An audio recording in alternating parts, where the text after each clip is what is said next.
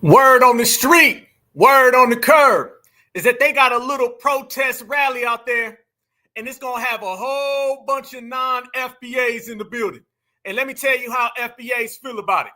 That right there. Word on the street, word on the curb is that you're going to have Mr. Mutombo and Mr. Matthew, and they are a match made in MAYO. That's what I heard. Word on the street, word on the curb, you're going to see some rainbows. You're going to see some tethers. You're going to see some shields. And they out there professing they love for one another. But we already knew that. And FBA feels the same damn way we felt about the last one. We going to sit this one out, sit on the couch, and this is certified all the damn time. You tapped into the Black Alpha Network. Classic episode on deck. Let's go. Free Huey.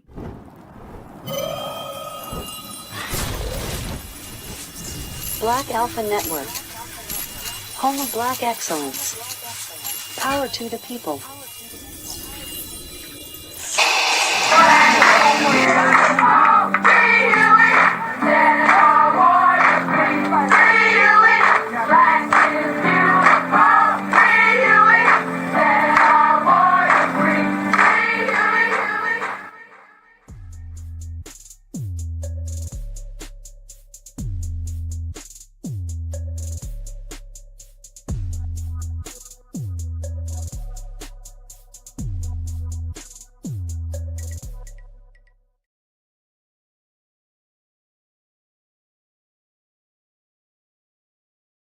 Peace and love, peace and love, peace and love. Welcome back to the Black Alpha Network. Should have been right here a long time ago, but we here right now because this generation done showed up and this generation putting in overtime. What's going on, family? How y'all feeling? We here. Make sure y'all smash that like button, tap right on in because this one is going to be extra. I'm talking about everything from every little element that they've been trying to throw at us. We're going to break it down the same way we do, but I'm telling y'all, family, we're going to go all the way through the spectrum. You name it. You want to talk about the anti-blackness, the anti-FBA, the anti-freedmen, all that we're going to cover, and we're going to wrap them up, pack them up, and send them out. You want to talk about all the con games, all the hustles, the trick bags, packing them up, sending them out. And you want to talk about roasting and just putting in that work, we're going to pack them all up. We're going to send them all out because we FBA and we do whatever the hell we want to do, especially on a Tuesday night when I'm with my certified family. Certified salute.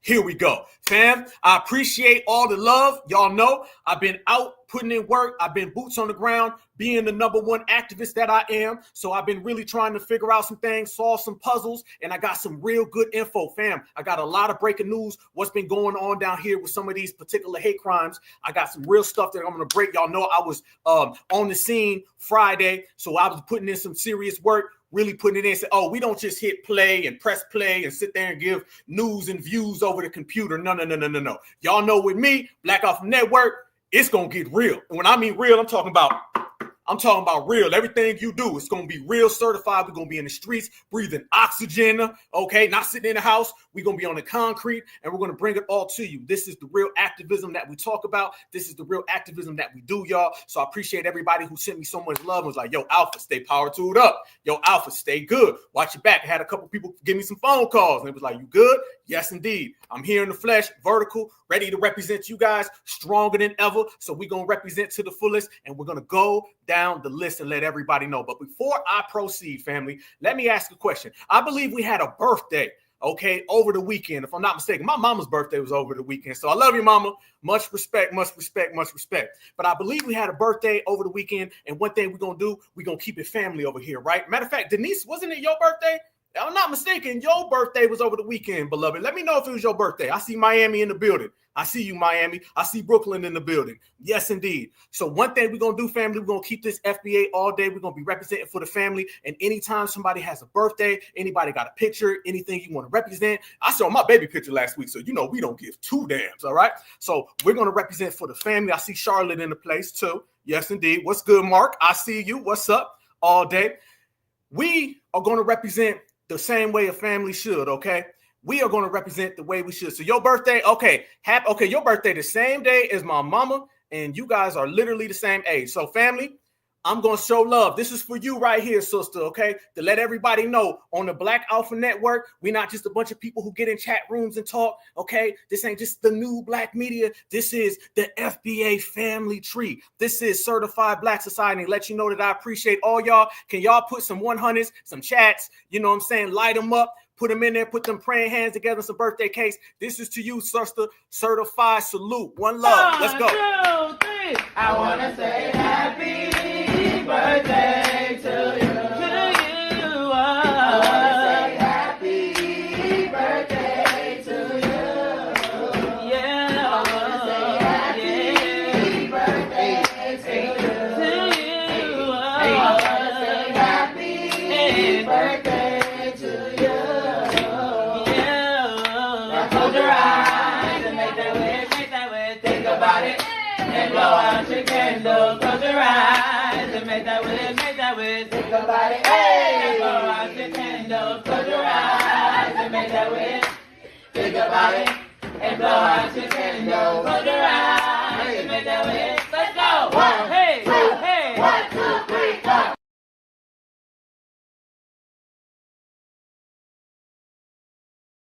Certified salute. Who else you gonna get that from?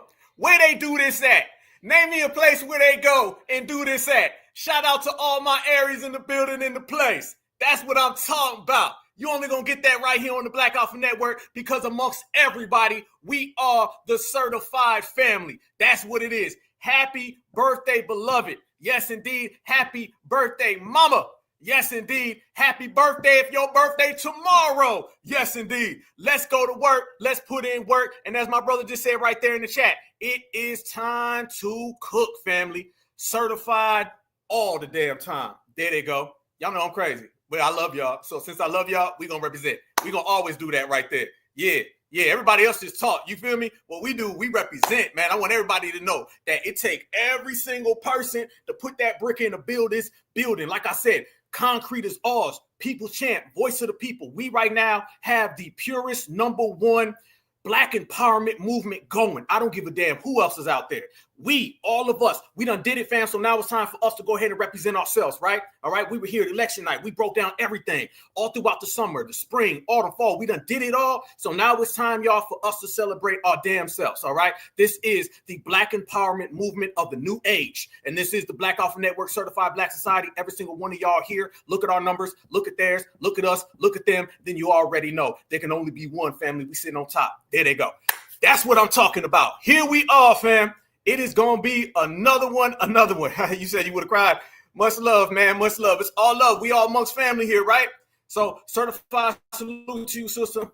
Much respect for everything you do, and I respect everybody. I see everything that y'all write me. I get every single note. If it take me a minute to get back, I promise you I done seen it. I go after the show and watch the chat because I miss something. I never want to miss one of my family, y'all. So here it goes. I spent the first 10 minutes talking about us. So you know we about to go in, family. You feel me? We got fish to fry, but we going to serve ourselves first because that's how we are. That's how we do things. Here we go.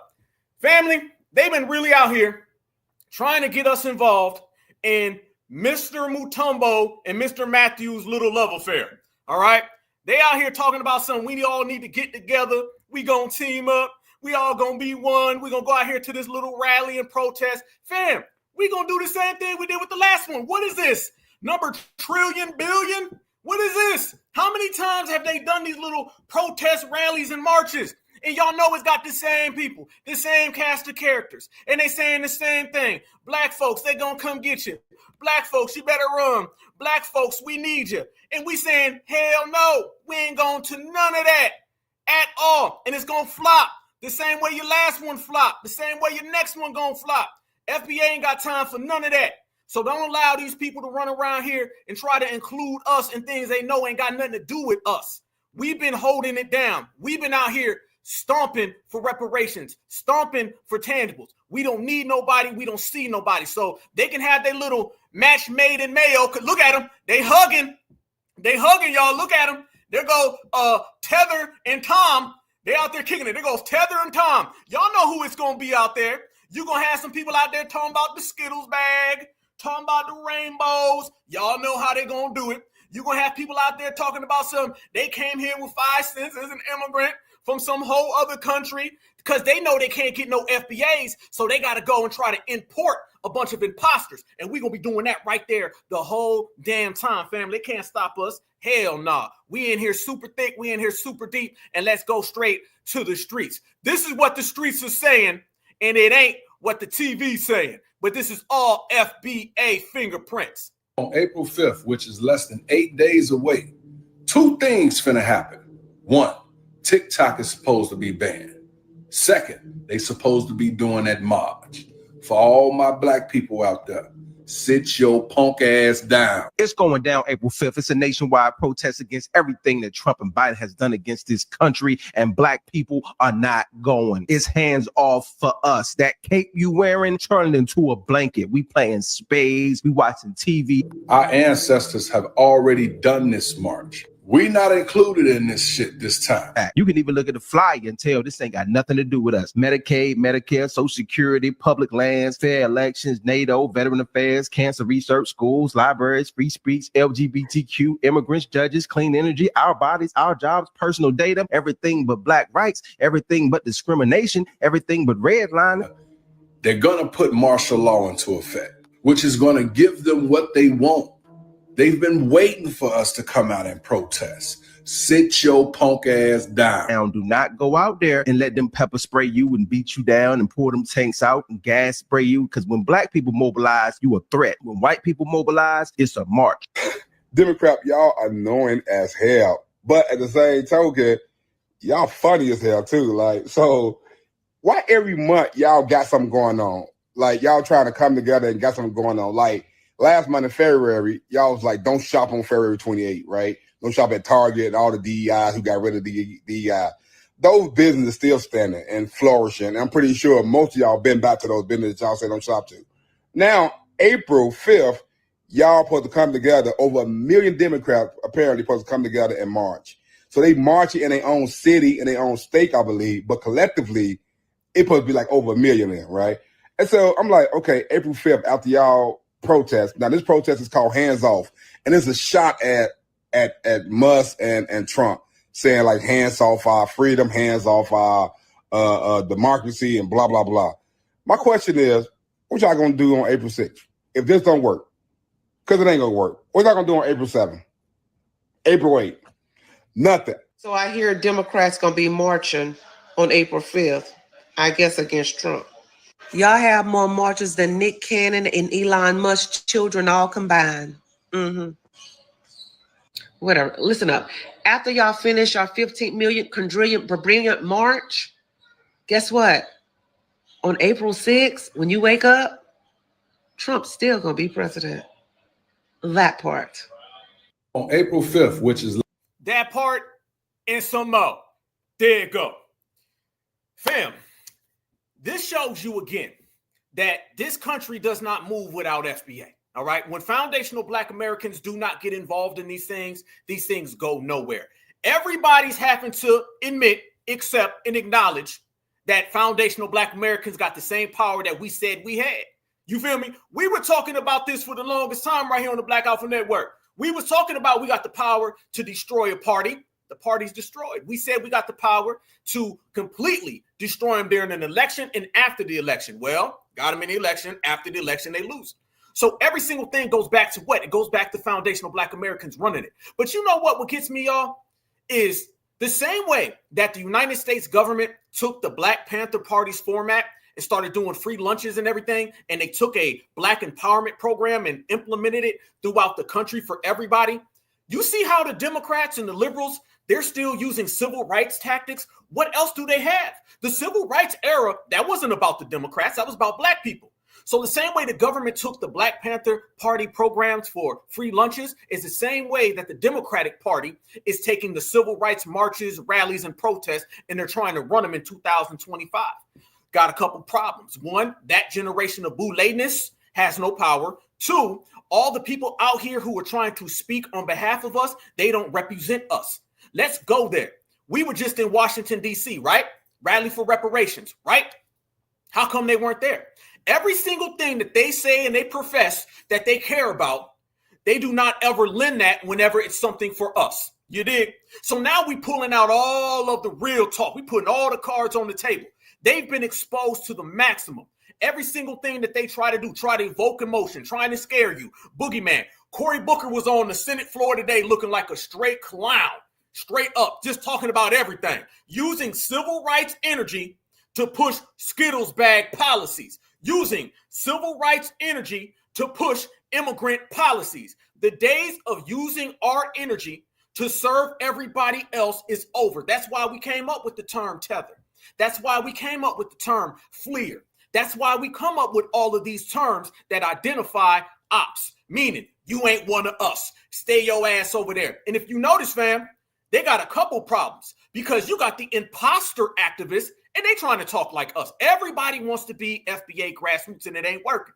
But let's go there, fam. So they say that it's about segregation, right? They say it's about slavery. They say it's about Black history. That's funny because we had a rally for reparations just in June in Washington, D.C. We were talking about segregation. We were talking about slavery. We were talking about Black history.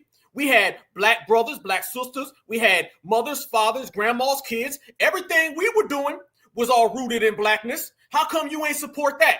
You know why? Because what we were doing was too sincere. It was too genuine. It was coming from the real people. So now the fact that Democrats want to come around here and they want to act like they're talking on behalf of us, but they're really not supporting anything we do. We had a rally for reparations here, right over the fence. They had a fake one. Really? So don't come around here trying to act like you representing foundational Black American history when we talking about foundational Black American history. Y'all want to black it out. Don't talk about it. Don't act like you're talking about the Black family, because when we talking about the Black family, y'all don't want to talk about it. It's exposed. And this go for all the Democrats. This go for you tethers too. Because I know tethers be in here. Tethers be in here. They be snooping around, okay? What y'all call it? The walking fled? The walking fled be in here. And I know they be in here because I be watching them. Let me tell you something. All y'all little tethers out there, all you Democratic shields out there, all you demos, domestic ops, every single one of y'all have got y'all eviction paper. You cannot intrude on foundational Black American business. No, we handing out receipts on all y'all. You feel me? So anybody who feels that they're going to come around us and run some type of hustle and gambit, it's over. The world right now, y'all, and I say this with all sincerity, I mean this off top. The world right now is dealing with a reality where the hustle generation cannot be hustled because they're gone, okay? The people who got hustled before, they out the paint. So now you see people coming around here trying to get us involved. What y'all going to be doing? Let me ask y'all some questions because I got the family here right now. April 5th, right? That's when they're going to be doing this little thing. What y'all going to be doing on April 5th? I just want to ask the family because I know y'all not going to be marching. I know it's going to be another dud. It's going to flop. This going to flop more than Fat Joe's album. It may flop more than Fat Joe and Busta Rhymes' album. Just like their careers flop. Fam, anybody who comes against us ends up dudding out and ends up flopping.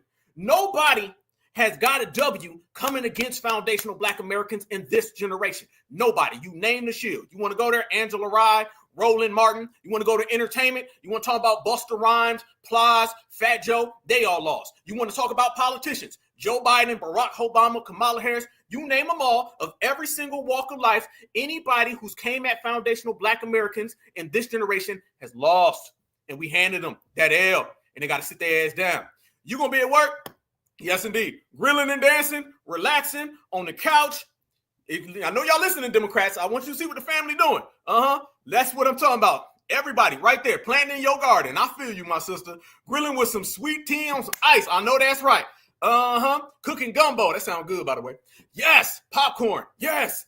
So we're not going to be getting involved.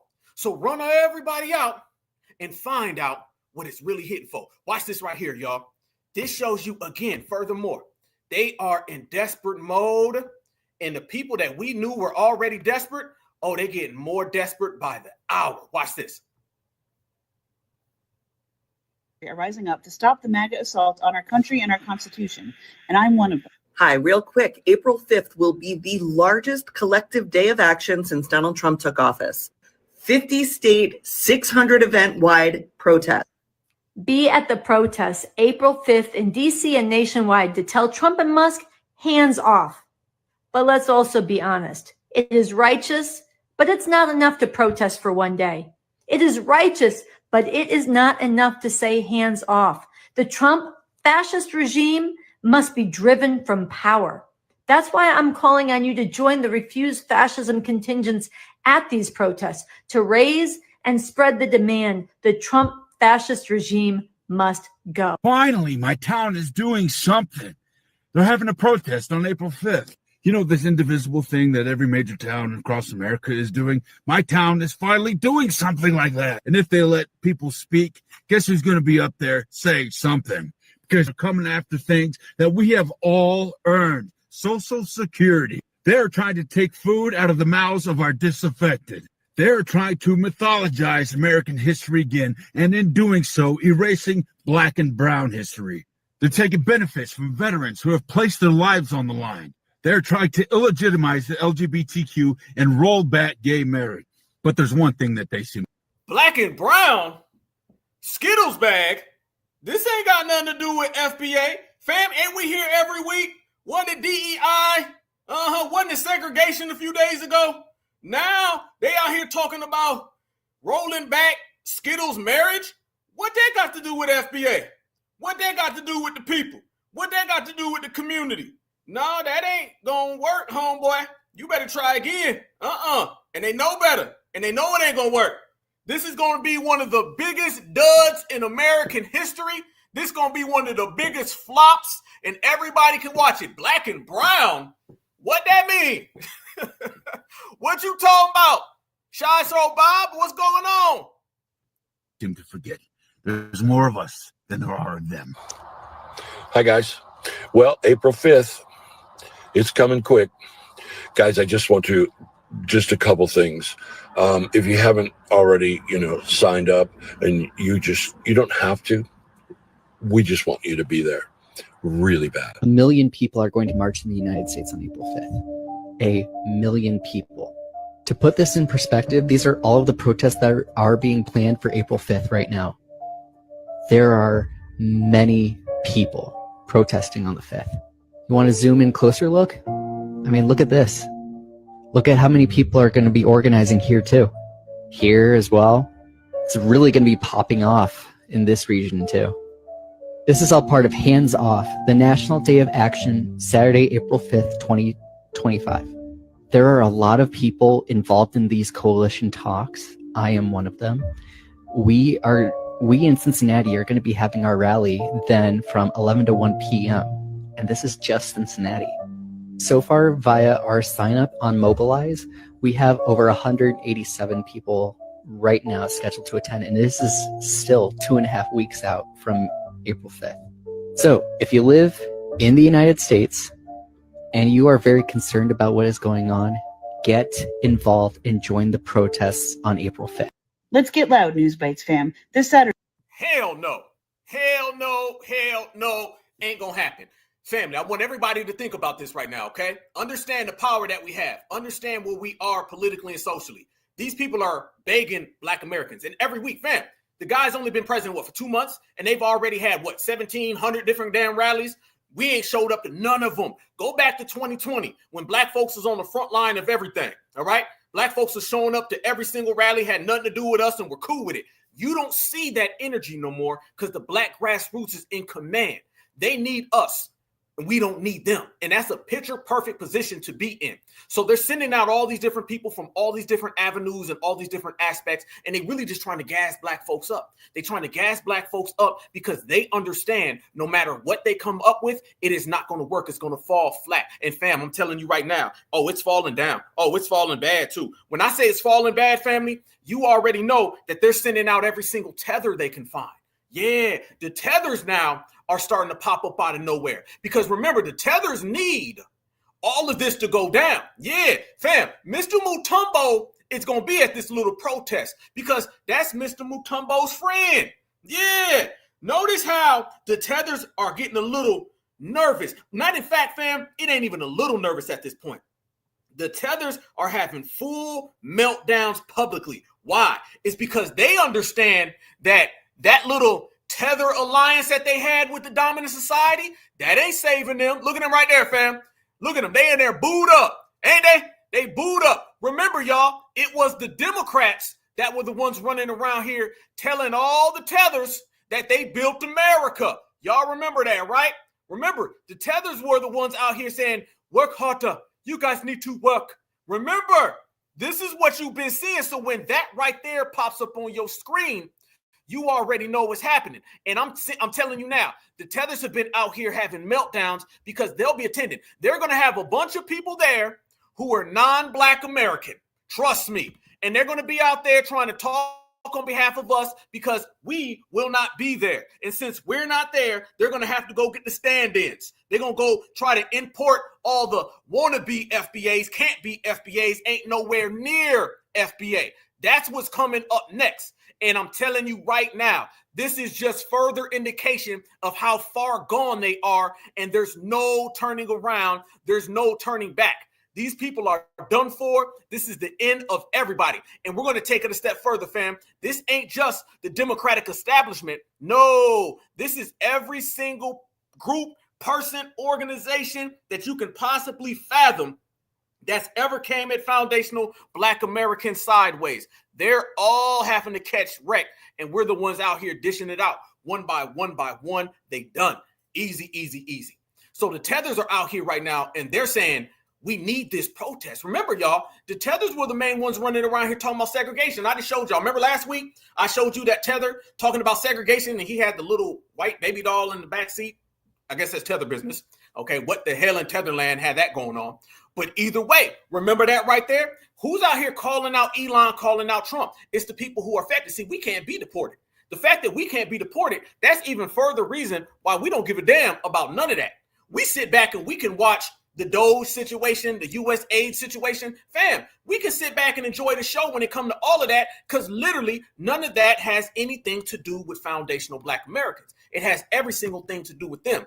Their citizenship is in question. And y'all know when you're dealing with somebody who runs, hops, skips, jumps, flees, oh man, they care about that citizenship. And do y'all know you got tethers right now that are calling out Elon Musk? I'm not lying. This is how serious it is, y'all. You got this hands-off April 5th protest. They can't get foundational Black Americans to give half a damn, all right? Foundational Black Americans don't care at all. So they're trying to bring in all these other people from different communities, and tethers are out there, and they're trying to come after Elon. I seen a tether today, and the tether was telling Elon he needs to go back to Africa and fix his homeland. I'm not lying. I ain't lying. Y'all know the same thing we tell the tethers? Take your ass back home. Get out of FBA business and build your own homeland. Do you know the tethers are saying that now to Elon? They're calling out Elon Musk for not developing Africa and coming here to the United States of America. So basically, Elon is a tether for the W community, and they are tethers brought to you by the W community trying to tether on to us. Yes. So notice all across that continent, you got some tetherism going. But here's the problem that you don't understand, Mr. Fufu. All right, Mr. Joe Love, is that Elon can do all that. You can't because there's something called the system of supremacy and anti-blackness. But remember, tethers don't think they black. They think that they're just melanated. They think they're dark white. So you literally got Mr. Fufu out here saying, go back to your homeland. You need to fix your homeland, Elon. He's basically begging Elon to come to Africa and fix Africa and stay out of America because Elon supports policies that sends people like him home. You don't believe me? Watch this, fam. Black Alpha exclusive. Look at Mr. Joe Love and how mad he is. Mr. Joe Love is afraid. He feels he's going to have to go home. He know Elon Musk done bizounced, and now he going to have to build his own homeland. Yep, the tethers are mad at Elon. You are a hypocrite, Mr. Elon. You are the richest man on the planet, an African. But you are more concerned with sending billion-dollar rockets to space than fixing the hunger crisis in Africa. You are a hypocrite. You are an immigrant who voted for immigrants to get deported. You, sir, are a hypocrite. That is why you are African and you sided with the man who calls African countries shitholes. You're a hypocrite. You have multiple baby mamas, multiple children, and you voted to take rights away from women. You're a hypocrite. Sir, see, what is happening right now is cause and effect. I am surprised you thought IT people would let the guy dubbed as African to run things. Oh, this was a setup. Stop. Family, does this man really think the game goes that way? Is he really here trying to call Elon bluff? Is this what it is? Not Elon Musk, Elon bluff. Does he really think that in the system of supremacy, his melanated immigrant self ranks higher than Elon? Is he trying to Africanize Elon in the system of supremacy? Okay, here's the thing. Elon is an African American. You are an African. Neither one of you are foundational Black Americans. However, Mr. Joloff, you will never be ranked higher than Elon because he has something they call the complexion for the protection. But I know you don't understand that because you think you're dark white. You think that blackness is just something that FBA complains about. You know you done seen it all when an African is begging Elon to come back to Africa. And then they'll turn around and talk about what goes on in South Africa. Didn't I tell y'all that the colonizers who come over there, all of the people who break them down, who steal, who take their diamonds, that the average African does not have a problem with it. They enjoy it. This man is begging Elon to come home. How dare you pick immigrants to leave? Because he thinks he is not you. And this is the problem when you are on a Joloff diet. You don't understand the system of supremacy. But we do. Oh, this was a setup. Sir, this was a setup and you fell for it. You fell? I never even liked Teslas. I'm not even going to pretend like I liked it and now I don't. I never did. Now I probably never will. And it's nothing personal. Oh, wait, it is personal. Get your ass back to Africa and fix your home. Let's talk about something here. I'm hearing about a protest on April 5th that's going to take place where a massive amount of people in the millions potentially will be hit. Oh, look at the tether hairline. Look at the hairline, fam. Let's go back. Look at the tethers, y'all. Here we go. Notice that the tethers are supportive of April 5th, but the foundationals, we denounce it. FBA don't want nothing to do with any of that. But look how the tethers want to get involved because the tethers need us to go out in them streets so we can stop Elon and Trump from sending them home. This is all about them going home. So they're trying to team up with the dominant society. Their hairlines are talking. The foreheads are speaking. And it's all saying, come save me, massa. That's what they're trying to say. On April 5th that's going to take place where a massive amount of people in the millions potentially will be hitting the streets to protest against Trump and Elon Musk's Department of Government Efficiency. So people are saying that democracy itself is on the line. I'm trying to gauge whether or not you are going out there to. There are a lot of African influencers that are telling other African Americans not to. Stop. Listen to what he said. Listen to his words. He said a lot of African influencers that are talking to African Americans. Notice, fam, they love the term African American. This is why we're done with that term. That's why that term is canceled. We don't use African American. As a matter of fact, we denounce that term because these people are African Americans. Elon is an African American. Notice how he starts talking about African influencers, and then he tries to merge and crowbar that in with African Americans. That ain't us, partner. I don't know who you talking to, Hairline Harold, but that ain't us. Watch what he does right here, family. Watch it. You got to be very cautious with these people. They think they slick. People are saying that democracy itself is on the line. I'm trying to gauge whether or not you are going out there to. There are a lot of African influencers that are telling other African Americans not to hit the streets because this is not our fight. This is what he said. African influencers telling other African Americans. 1 minute he's talking in third person, then he's talking like he's us. Which one is it? African influencers telling other African Americans. You ain't talking about us, pal. Foundational Black American that showed up on the doorstep of this world and whooped everybody's ass. Nobody can handle that term foundational because you can't remix it. Influencers that are a lot of African influencers that are telling other African Americans not to hit the streets because this is not our fight. Do you think that's true? Do you think it's not an African American fight? Should we be sitting home? Fam, listen what he did. By the way, you made a good point in the chat. Good point. You got the sad music in the background, trying to drum up support. This is the same thing they did with Donald Trump with the Mexican kids in the cages, playing these pianos. Doo, doo, doo, doo. I don't give a damn. You can pull out a goddamn clarinet. You can pull out a flute. You can pull out anything. I don't care. No sympathy. And notice what he does right here at the end, fam. He starts flip-flopping again with African, African-American, African-American, African, African, African, African, African-American. Do not have any term where someone can play hopscotch with. Anytime there's a term where you can just jump from one to the other, to the other, to the other, that term does not work for us. These tethers are afraid, their hairlines are scared, and their foreheads are petrified. Good, because FBA ain't saving you on April 5th, 6th, 7th, or 8th, or beyond.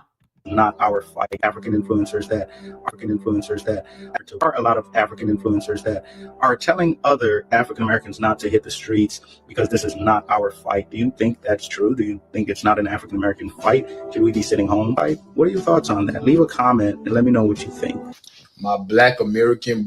Freeze. Who's we? Who is we? You are an African. Your hairline is from somewhere in Zimbabwe. You are not us, partner. But fam, make it even worse. You thought that guy was bad. Watch this. Now they're coming out here trying to apologize for slavery. Remember the same slavery that they act like they were the victims of, where they take money from the Biden administration? Watch now, they're apologizing for slavery. This is some tethers trying to act right. This is tethers trying to plead. See, all of that stuff talking down to us, that ain't got them nowhere. Those are tether temper tantrums. They're finding out you can have all the tether temper tantrums that you want. FBA still holds your destiny in our hand. So now watch Mr. Fufu the Fifth. Watch him come out there and beg us to show up April 5th.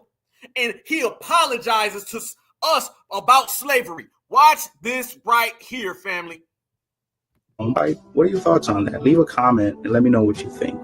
My Black American brothers and sisters, I wanted to apologize for what some of us Africans did during the slave trade.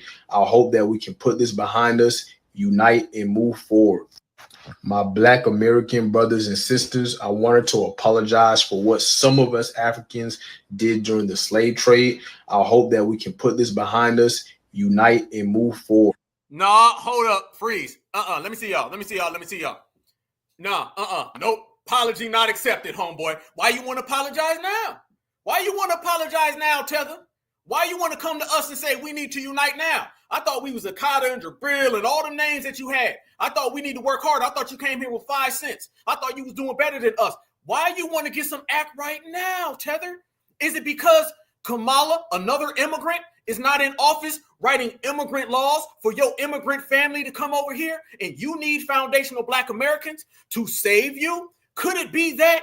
Or could it be that you've been running around here disrespecting my lineage, heritage, and culture, trying to wear our jacket when it's convenient, and we done strip all of that off? So now you got to sit in your tetherism and you got to deal with your own losses. See, that's the thing. Now they got to deal with their own losses. They can't get our wins. You can't get my win. My win belongs to foundational Black America certified freedmen. That's where we at. Where you at right now? Oh, I'm going to tell you where you at. You on boats and you on planes going in reverse, going back home. I told y'all they was going to be reverse fleeing. Now they done came out and apologized. So let's get this right.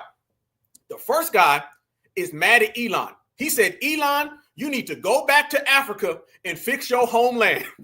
When we tell them they need to go back to Africa and fix their homeland, then they got a problem. Then he went on further tether babbling, and he started talking about how can Elon support immigrants when he is one. You know, missing the whole point that Elon is the supremacist next to the supremacist who is affiliated with most supremacists. He left all that out though, right? I get it. Checkmate. Add further to that, Mr. Hairline is saying African-American jumping all over the goddamn place. Okay, checkmate. And now this guy's apologizing. It gets worse. And by the way, I want y'all to hear this safari music in the background. It was the zebras that did it for me. Check this out, y'all.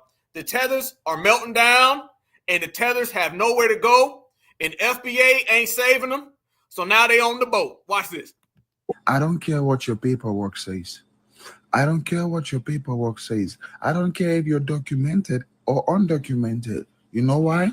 Because you're a human being. You breathe the same shit I breathe. Okay, you're a human being. I love you for that. Okay, if you let what someone's paperwork says determine how you treat them, you're just a bad person. You're just a bad person. That is paper. That is literally paper. It makes no sense. How are you letting paperwork determine how you treat people? You just need an excuse to be a bad person. That's it. Some of you just need an excuse to be a bad person. Yeah. I don't know. I'm glad that I'm not in Elon. Freeze. Man, they mad right now. You just need an excuse to be a bad person. You're a bad person. This man said paperwork don't mean nothing. So you can just jump borders and you can steal somebody else's lineage. Hold on. Let's run Mr. Fufu back. Mr. Fufu, I know you hurt right now. I know you hurt, but damn. Bad person. You're just a bad person. That is paper. That is literally paper. It makes no sense. How are you letting paperwork determine how you treat people? You just need an excuse to be a bad person. It's called the law, Mr. Joloff.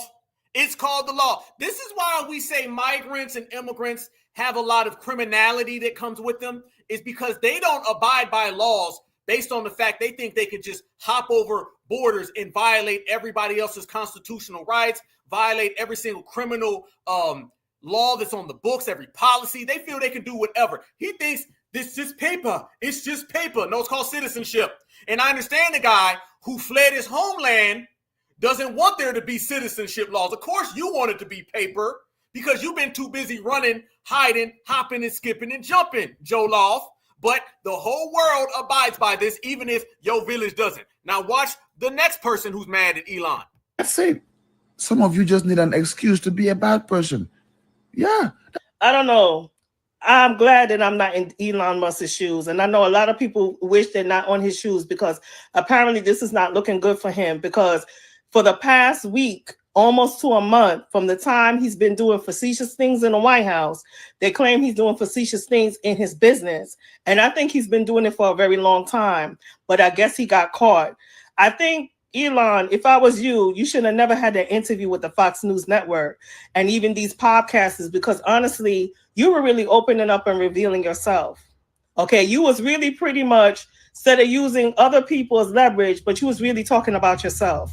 Okay, apparently they said over 200 people, they formed a rally. It's supposed to be a peaceful rally. They claim it's an anti-Elon Musk protest plan. They claim on behalf of Tesla dealership. Now, they said they're going to form a peaceful protest, but Stop. That's enough. By the way, I see you in the chat, sister. Yeah, she said facetious. What? He's been doing a lot of facetious things. You mean suspicious? Like, I don't even know what they're saying. They don't even know how to talk. That's what we saying. I don't understand that. But fam, can we go there? Let's be real.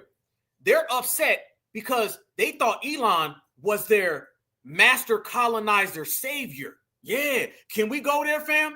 All of those Africans viewed Elon as their massa in their homeland.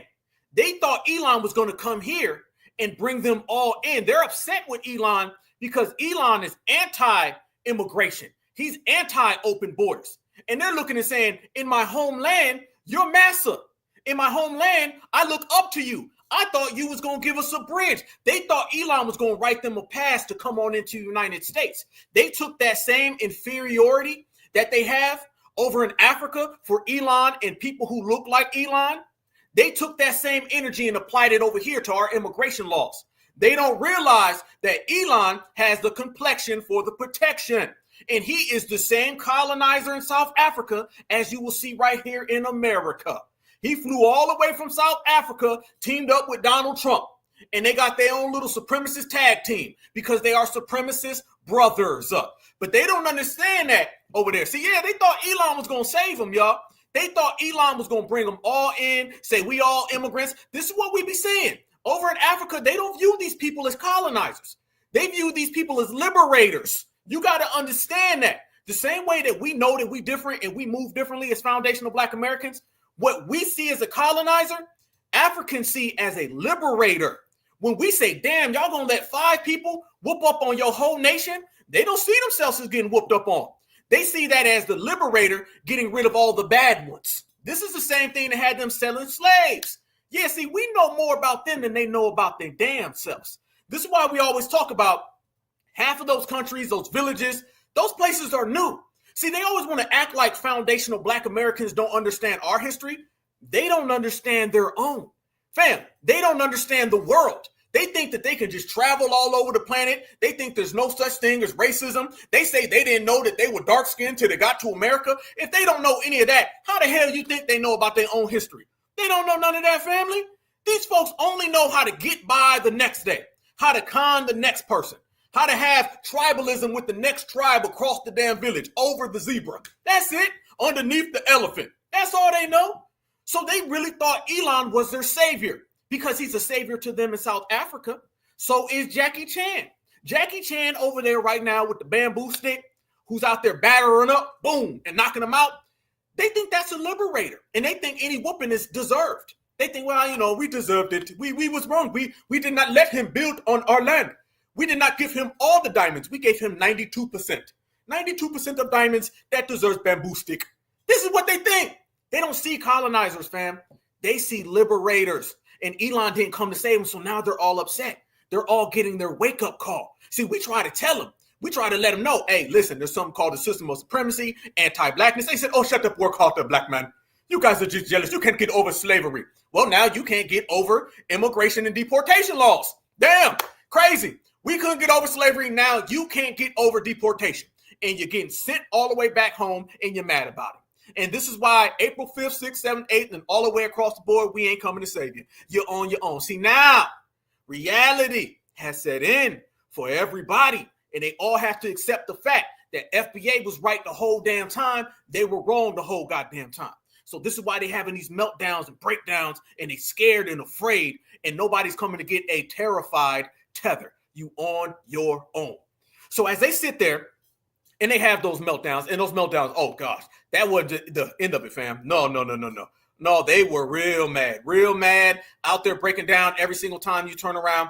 They were real mad. And now they're finding out that FBA is not coming to save them. So now they're starting to get even more mad. See, they want to get act right. They want to say, we apologize, FBA, come save us. FBA will be your friend, FBA. And then FBA said, nope.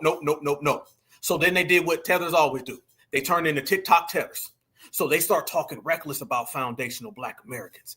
Now you see the energy shift, y'all. This right here is the, I realize FBA ain't coming to save me. So look at this. Foundational Black Americans wish they were white.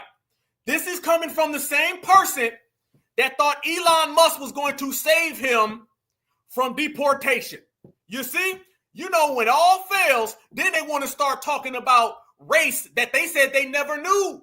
Tether say they never knew what race was. They said they don't understand what color is. They're colorblind. You notice that tethers only see color after FBA rejects their hustle? Then they start saying, we all black. You think you white. We all the same. 2 days ago, you told me you didn't see color and you didn't know you was dark-skinned till you came to America. Nice try, Lumbumba. And it ain't gonna work. Watch the meltdown.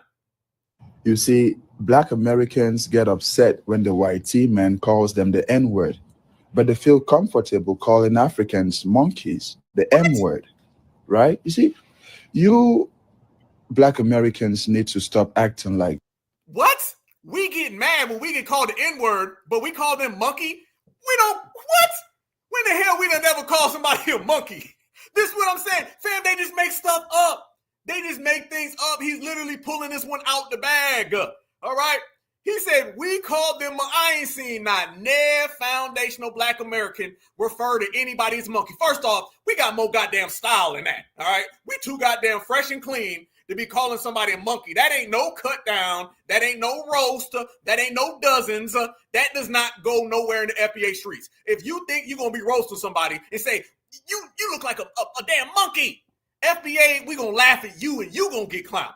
We too stylistically and too clean to be calling somebody a monkey now. You're going to have to try harder than that one, Tether. You're going to have to work harder than that one, Fleer. Those terms are far more suitable than monkey. But it shows you, fam, if that's how you feel about yourself, don't blame nobody else.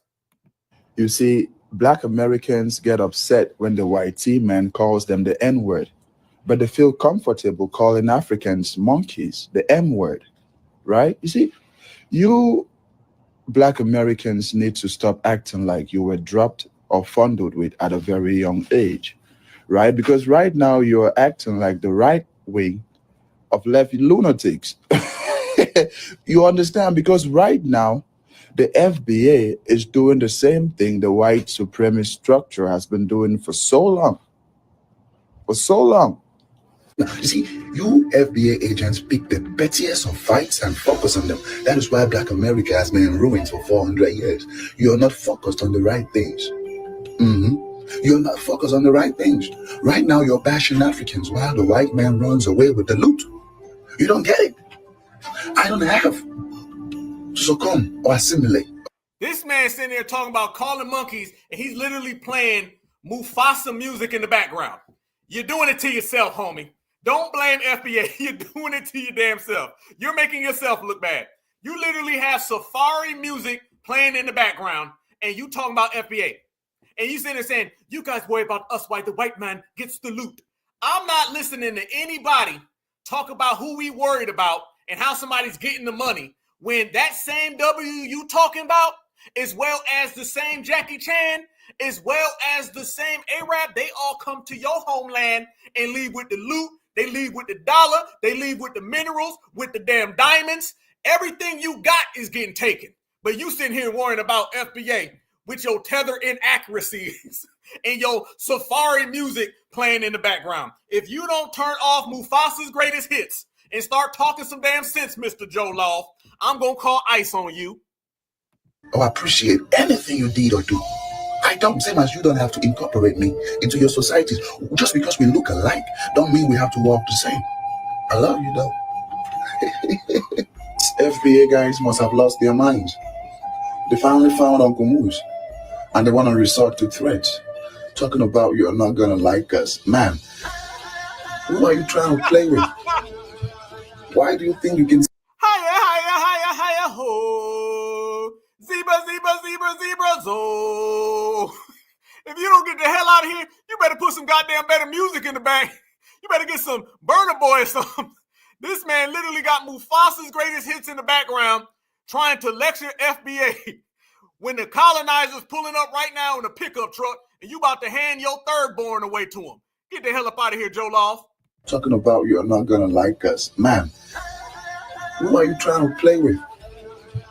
Why do you think you can scare Africans, you foundational Black Americans? Man, you've been here for 400 years and still couldn't scare the white man into giving you your 40 acres and a mule.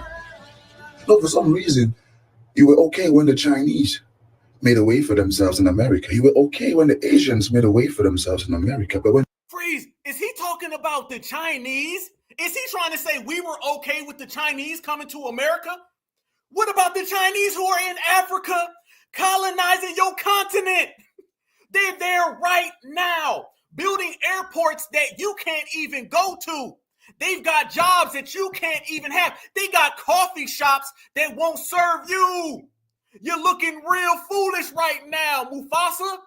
You're looking real damn foolish talking about the Chinese man in America versus the Chinese man who's colonizing your village, your mama village, your village.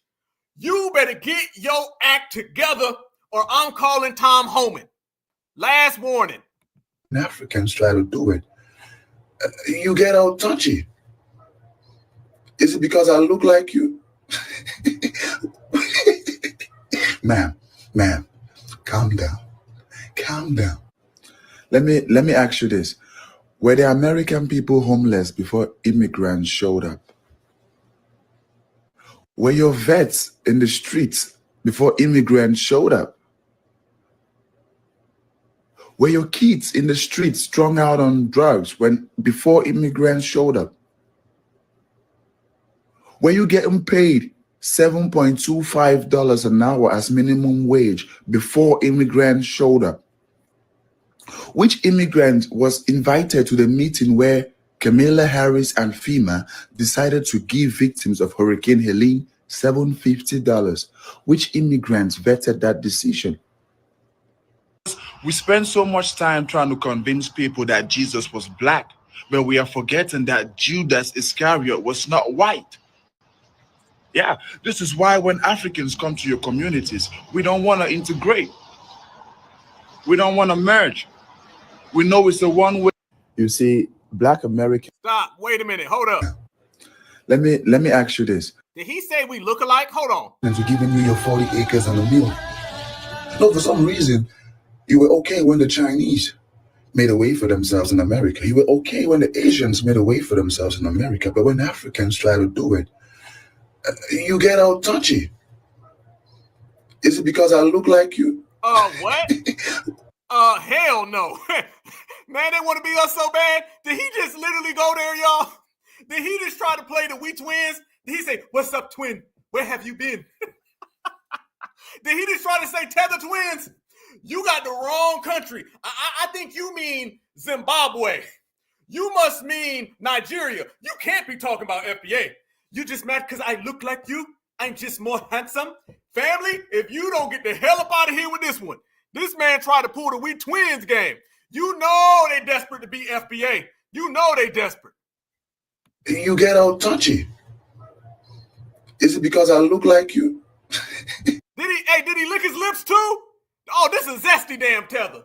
This is zesty Tether. He licked his lips. He said, "Don't I look like you? Look at me." This man went LL Joloff. This LL Joloff up in here. If you don't get the hell up out of here. This man licking his lips thinking about FBA. This man zesty as hell. He got that starburst zebra going on. You get all touchy. Is it because I look like you? Get all touchy. Hey, he said, you get touchy, lick his lips, say he look like you, and then chuckle.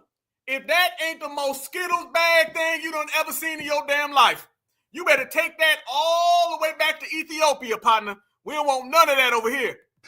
You were okay when the Chinese made a way for themselves in America. You were okay when the Asians made a way for themselves in America. But when Africans try to do it, you get all touchy. Is it because I look like you? Hell no. Man, they want to be FBA so damn bad. But you can't be FBA because FBA's on top of the world. FBA always wins. FBA doing our goddamn thing. Fam, this is what we're talking about. I told everybody, I told y'all, that's what this is about. This is all about them trying to be certified foundational Black Americans. They want to be FBA so bad. They want to live where you live. They want to drive what you drive. They want to go to the same school that you go to. They want to have your husband, your wife, your family. They want to be FBA because they understand that little alliance that they thought they had, it ain't working. So they out here waving that damn flag for every single other community. And y'all know what I'm talking about because FBA ain't coming calling. No. And family, it ain't just that type of tether.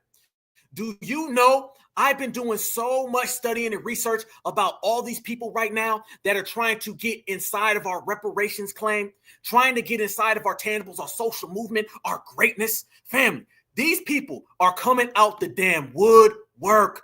Quote to Dr. Claude Anderson. Family, they coming out the woodwork trying to be a part of foundational Black Americans any which way that they possibly can. You got people from every aspect, and they're not just coming out here trying to act like they have some distant relative of us. They coming out here just looking completely non-FBA, saying that they Black. Yeah, we done closed the damn door, like Muhammad Ali said. We done gatekeep, like we said, where people can't come around and just get in on our business. You got to show and prove. You got to show us that you bout it.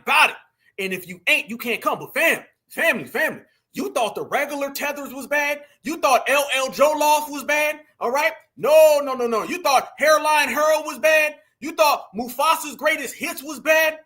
Wait until you see this. I'm going to throw this up, and I want y'all to tell me in the chat, what's the first thing you see that ain't accurate, that ain't real, that better pack up, get the hell up out of here? These people need FBA so bad that they are trying to weasel themselves in to every element of our culture. This is I got to attach myself to FBA. Fam, they spent the last 5 years trying to get FBA to go away, trying to get certified Black society to go away. Now they're realizing they can't stop us. So they're going to every single element they can to attach themselves, even cosplaying to the maximum. Watch this. Y'all not going to believe it. Look at this right here. Y'all tell me when you see what the hell's wrong with this picture right here. The tethering done went to another level, family. Watch and see for yourself. Chat, light them up. Black man made this post where he said he's done with black women. Baby, you could never be done with me. Never be done with me. Never be done with me. You come from a black woman. I'm you, you and me. We are each other. While you may decide that you don't want to be in connection with black women, while you may feel hurt, frustrated, mistreated by an abundance of black women, I'm telling you, your mama black, baby, you can't be done with us. What we all have to do is be audacious enough to heal the parts of ourselves so that we don't cast out a whole race of people that's our own race. Freeze. I ain't lying. Tell me y'all seen that. What the hell is going on out here in the United States of the world? If you don't get, thank you. I see y'all in the chat. I see y'all. Did this person just say that like we wasn't going to catch any of that? Did this individual just sit there and say that she a black woman? Like, we can't tell that she is not a black woman at all, not close, nowhere near? Did she think that was just going to slide and she was just going to say, I'm a black woman? She went extra with it, too. She went talking about healing the black race, message to the black man, I'm a black woman, you need me. She went all holistic with it, right? Fam, they really think that that's going to move? Did she really just try to play us in our face? It gets worse. Watch this, family. These people are desperate to be who you were born as, family. Mark my words. The first thing, black men, is that you are safe keepers. It is your divine assignment to keep black women safe.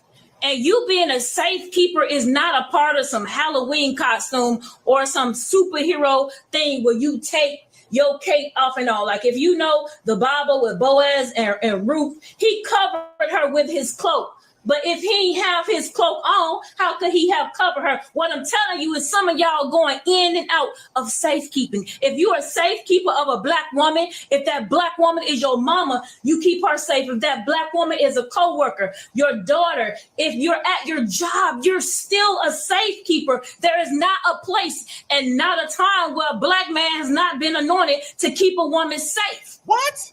So if you're a black man that's in an industry that is like dominated by men, like you work at a car dealership, auto mechanic shop, any of those spaces where women often get preyed upon, you still a safekeeper. When you selling a black woman a car, I almost cussed. You still a safekeeper. Black man made this post where he said he's done with black women.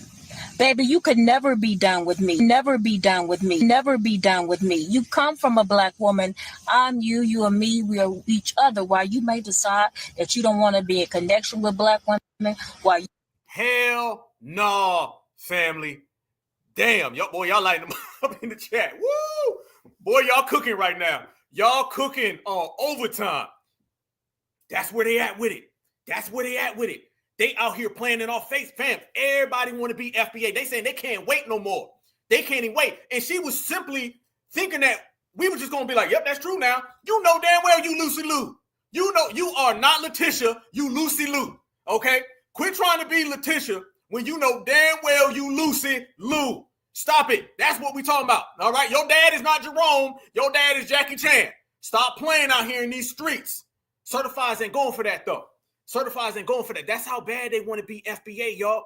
They want to be FBA to the point where they're saying they willing to crash out to cosplay. Cosplaying and went to another level, fam. Everything is about going to another level. Everything is about just elevating. We sat back and we watched all of these people try to get in on our lineage, heritage, and culture for how long? How long have we watched that happen? Now they're desperate.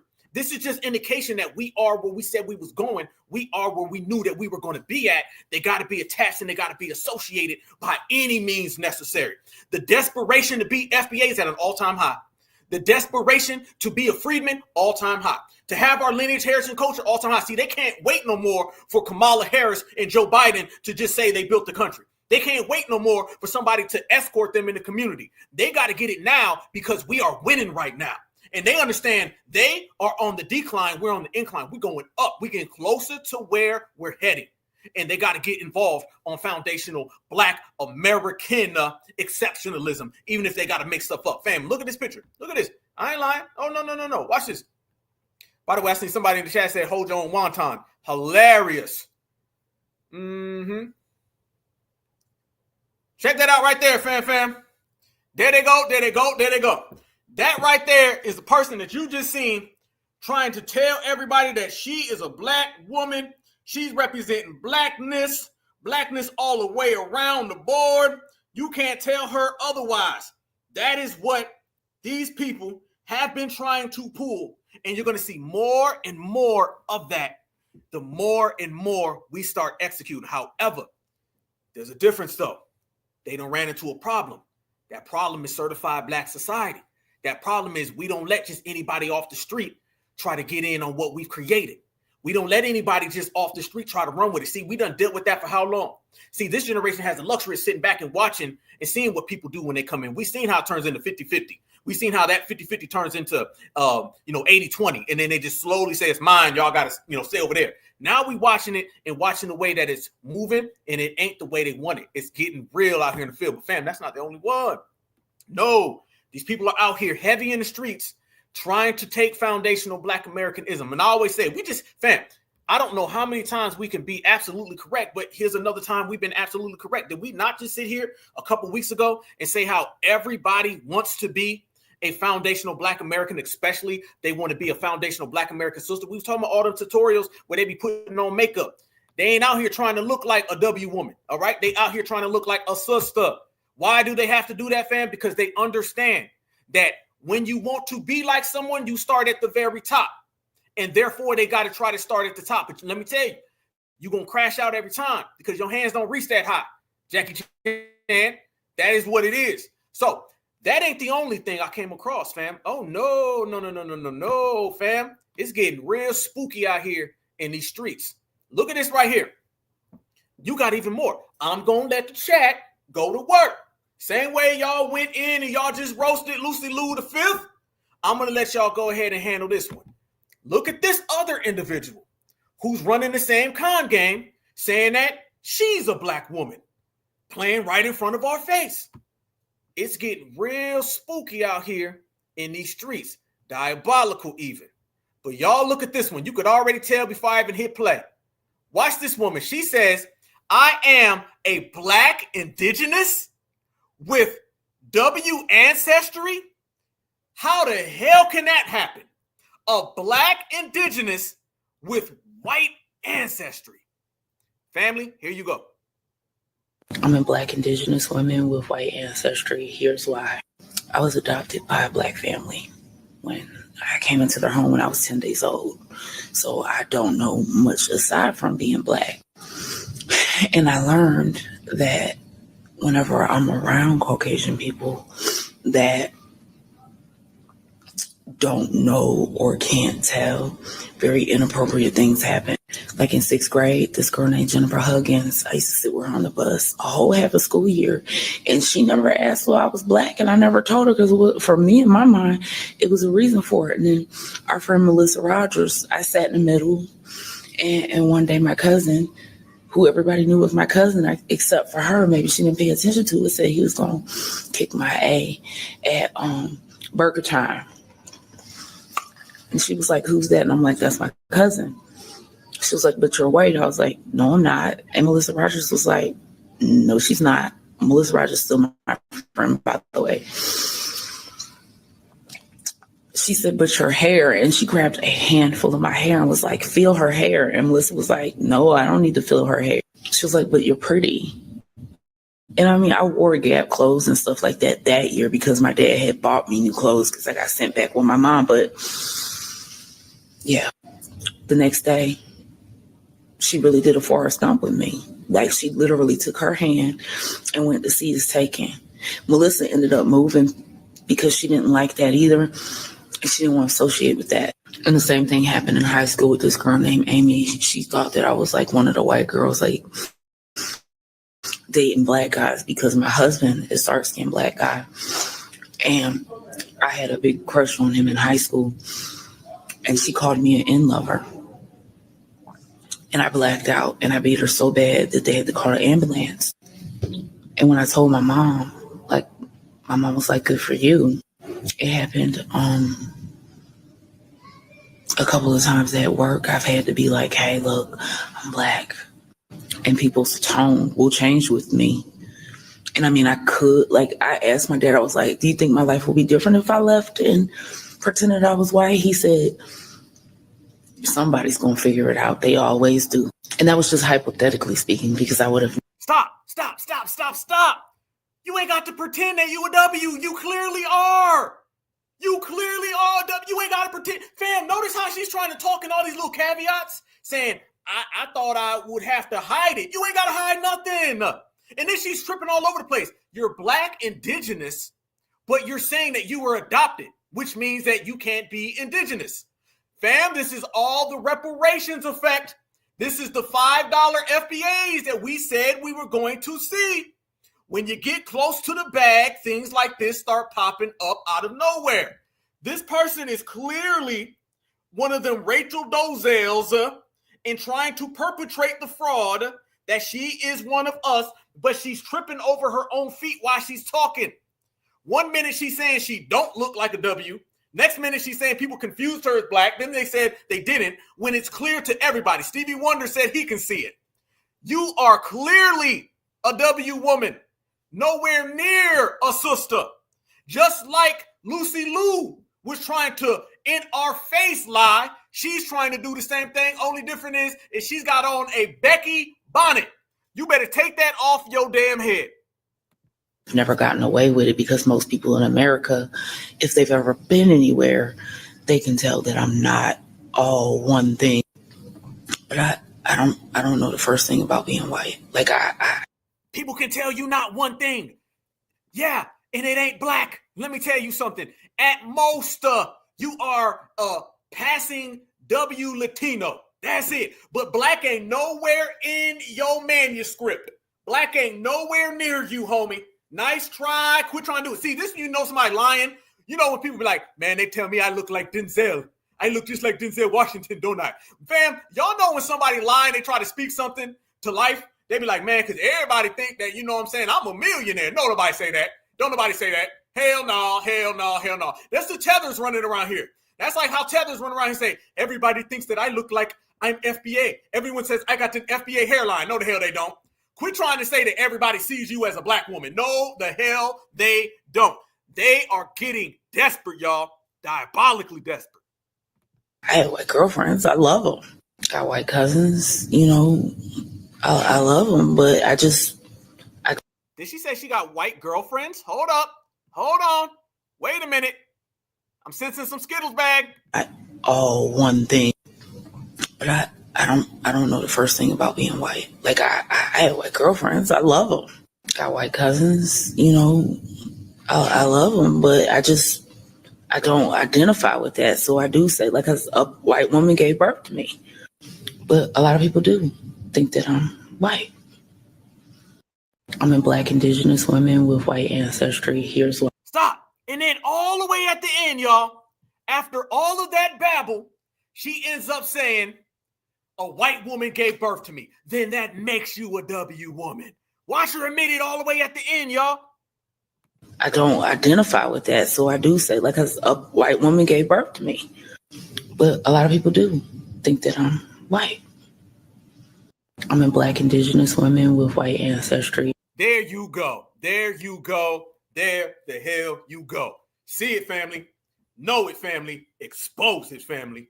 So look at that, fam. Look at all these different people from all these different backgrounds. We just showed you the W woman. All right, that was right there. That was Becky. Then we just showed you Lucy Liu. Two different people from two different places. They both want to be us. So you got somebody from way on this side of the earth, somebody from way on this side of the earth, and one denominator is they both want to be foundational Black American sisters. What does that tell you? It tells you that what we already know and prove, foundational Black American sisters are as good as it gets, number one.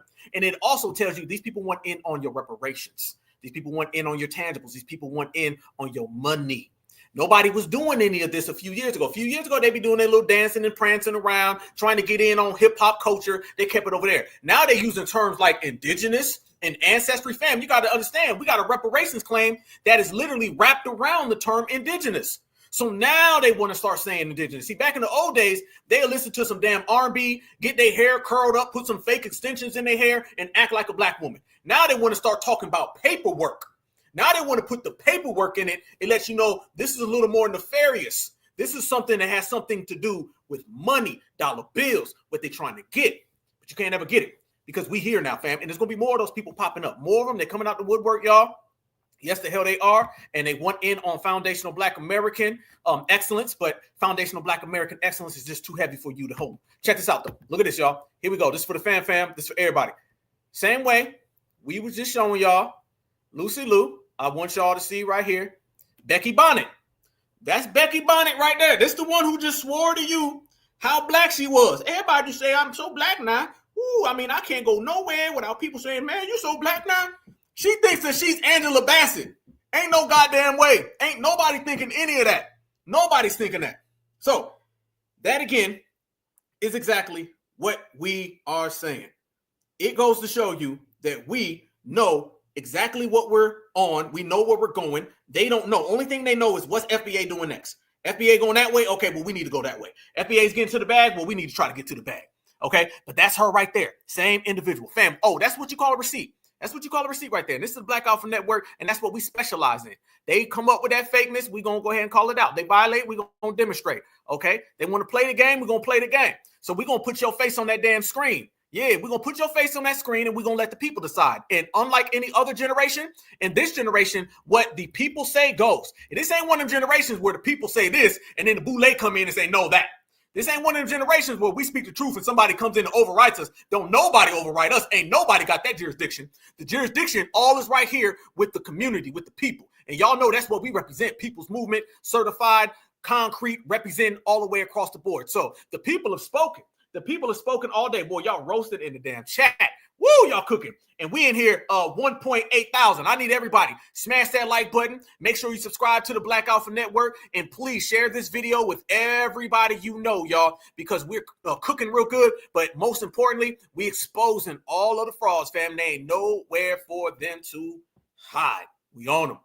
And speaking of that, it only be right, fam, if we went in threes, right? We go in threes, right? So we done showed the Jackie Chan community, okay, Lucy Lou. Then we show the Becky community. So it's only right now that we go to the Selena community. Let's go to the Gomez community. Because, like I said, you got all these different people from all these different places. They all got one denominator. They're trying to be a certified foundational Black American woman.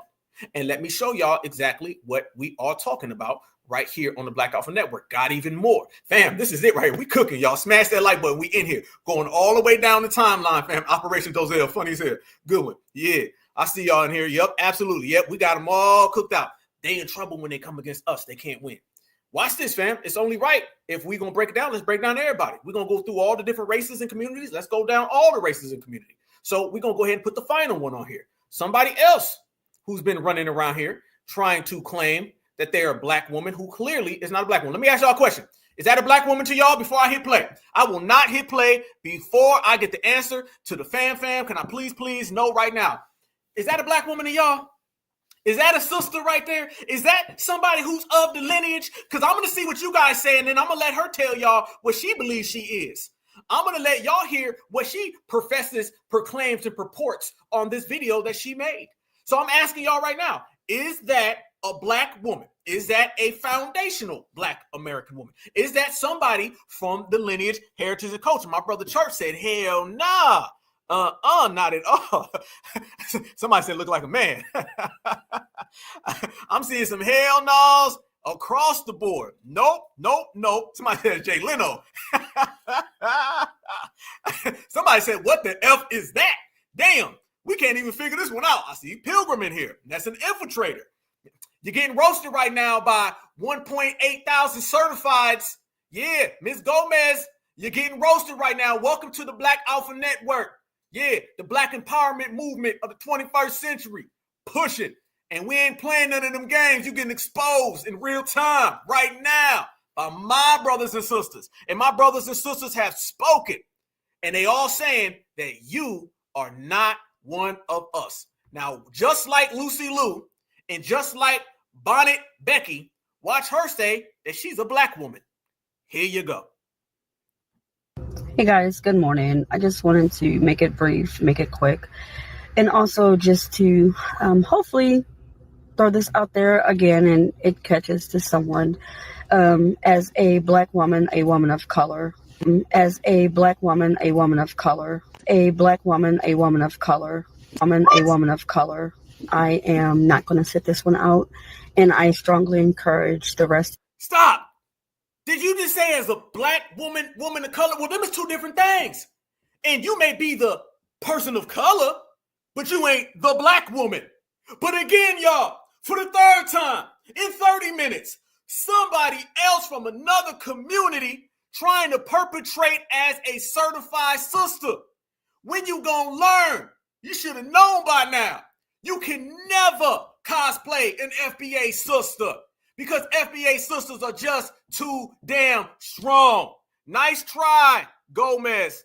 But let's let them put it on the line for themselves. As a black woman, a woman of color, as a black woman, a woman of color, a black woman, a woman of color, a woman of color, I am not going to sit this one out, and I strongly encourage the rest to do the same. Again, I've said it in my videos before, I'll say it again.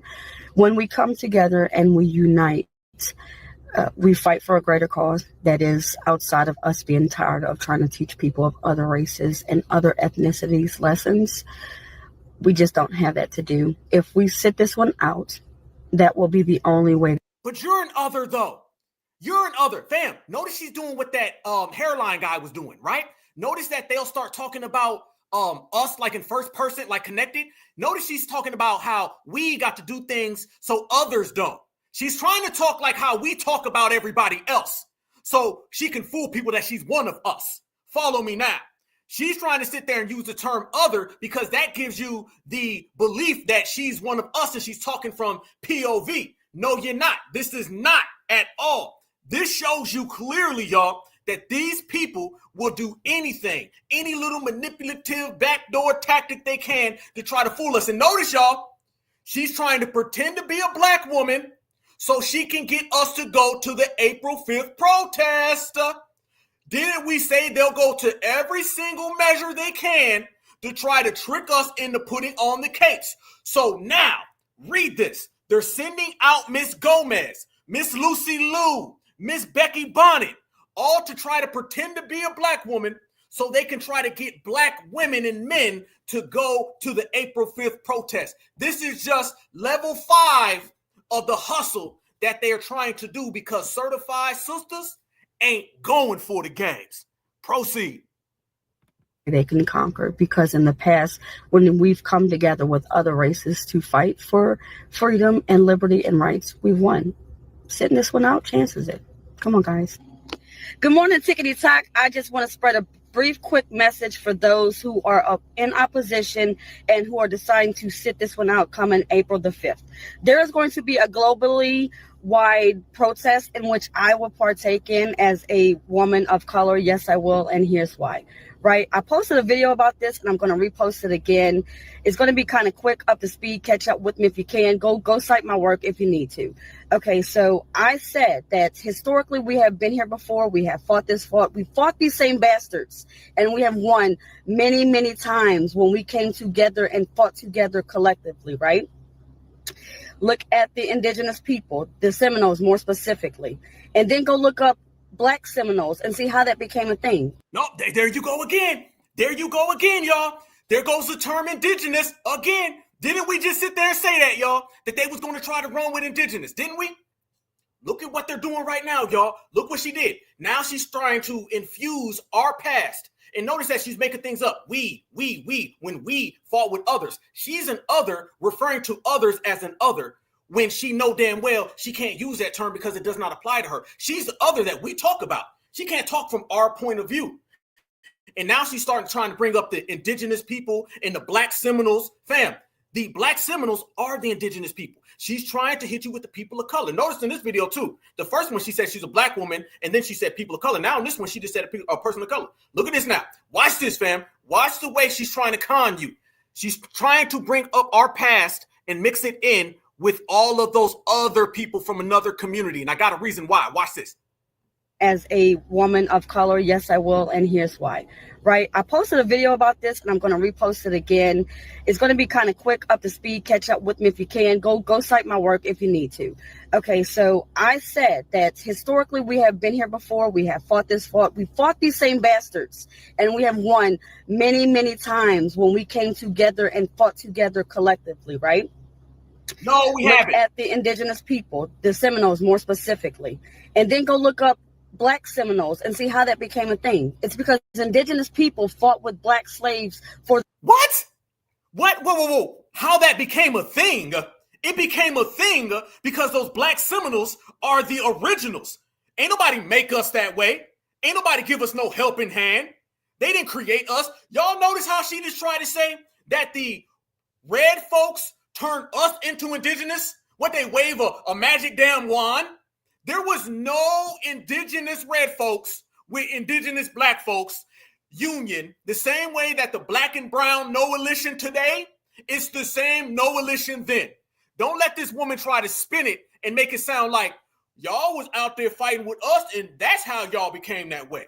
The people she's talking about now are the same people. The Black Seminoles were the indigenous. There weren't some other indigenous and they came to hang out with us and then we adopted their name. Because that's what she's trying to tell you. She's trying to tell you that we adopted their name and we all become the same. And I thought she said she was a black woman. Notice now, y'all, she's getting off the black stuff and now the person of color is starting to come out. That's why you let them talk long enough, family, they will expose themselves. Just in the last video, she said as a black woman, we and us. Now she's trying to hit you with the indigenous. All of that was to pepper you up, family. So you can start looking on some ally stuff and then they slide on in with the y'all ain't like us, we created it. This is nothing more than a Mexican woman, y'all. Straight up and down. This is a Mexicano female trying to perpetrate as a foundational Black American today and perpetrating about the indigenous Black Seminoles back in the day. That's all this is, and we not going for it. You better try again, because ain't none of that working on this side. For the liberation and freedom of slavery. Let's not forget that. Also, do a little bit of research. Go Google Viola Lauza. She was a white woman, a female activist that literally marched on the front lines with Martin Luther King and gave her life, sacrificed her life so that we could have rights together by her own people for our people, right? We know it's the damn, and there you go, fam. Now she's throwing in Karen. Fam, she done went from I'm a black woman to now she's a person of color to indigenous people help Black Americans to now she talking about we need to go celebrate Karen who fought for her life with Martin Luther King. This is the hustle that they will come up with. Hell no. No, that ain't working at all. This is why I love having these conversations with the family. This is why I love chopping it up with everybody because, fam, let me tell y'all, if we weren't here right now, they'd be running this game all day. Al Sharpton would be pulling up. He'd be coming through, agreeing with her. She'd have burritos flying all over the goddamn place. And now that is not working because foundational Black Americans, all of my certifieds in the building, in the place, right here, right now, we are putting an end to that. Nah, you ain't going to crowbar into our history. Read a couple books, watch Hidden Colors, and then try to spew that back at us with the person of color twist to it. 3% that we're up against. Collectively, they can't fuck with us as the 97%. But if we decide to stay divided and grouped up and clicked up, they have the buying power to kind of do what it is that they want to do. So we really do need to come together and not sit this one out. Because if our ancestors set this one out with allies that were not the same skin color as us, we wouldn't be here today. We wouldn't have the rights that we have that we need to fight for. So I implore you guys, get up off your ass and go out there and be proactive and protest. And remember, despite how they want to spin it, there's a lot of allies that have been fighting for us, that have been fighting with us and tap into our humanistic side and offer a little bit of. There you go. All of that to try to crowbar in the allies. All of that to try to tie it on in. She went through the civil rights era, the indigenous era, the black Seminoles. This ain't nothing more than somebody who watched Hidden Colors, had a notepad, took notes, dropped in on all of our spaces, on all of our broadcasts, has a big-ass binder full of notes on FBA, and now she's trying to say our talking points back to us as if she's one of us, but she never expected to run into us. Checkmate, game over, Selena Gomez Estrada. Take your ass back home before I get Tom Homan on the phone. Of humanity, that is when we teach. Now is not the time to teach people a lesson by sitting this one out. We don't have that to do. And you don't have a friend in us because we standing by our damn self. That part. Man, we in here deep right now, you guys. We in here deep. We got 1.9 thousand people in here cooking. You know what it is. Smash that like button. We building, we grinding. Quite frankly, fam, we on fire. That's what it is right now. We wrecking the game. Checkmate. So that is what we seeing, fam. They not like us at all. And the same way we put up pictures of the other folks, let's go ahead and put up this person's picture because we got even more. But I want y'all to notice something that we picked up on. Very, very clear. Very, very evident.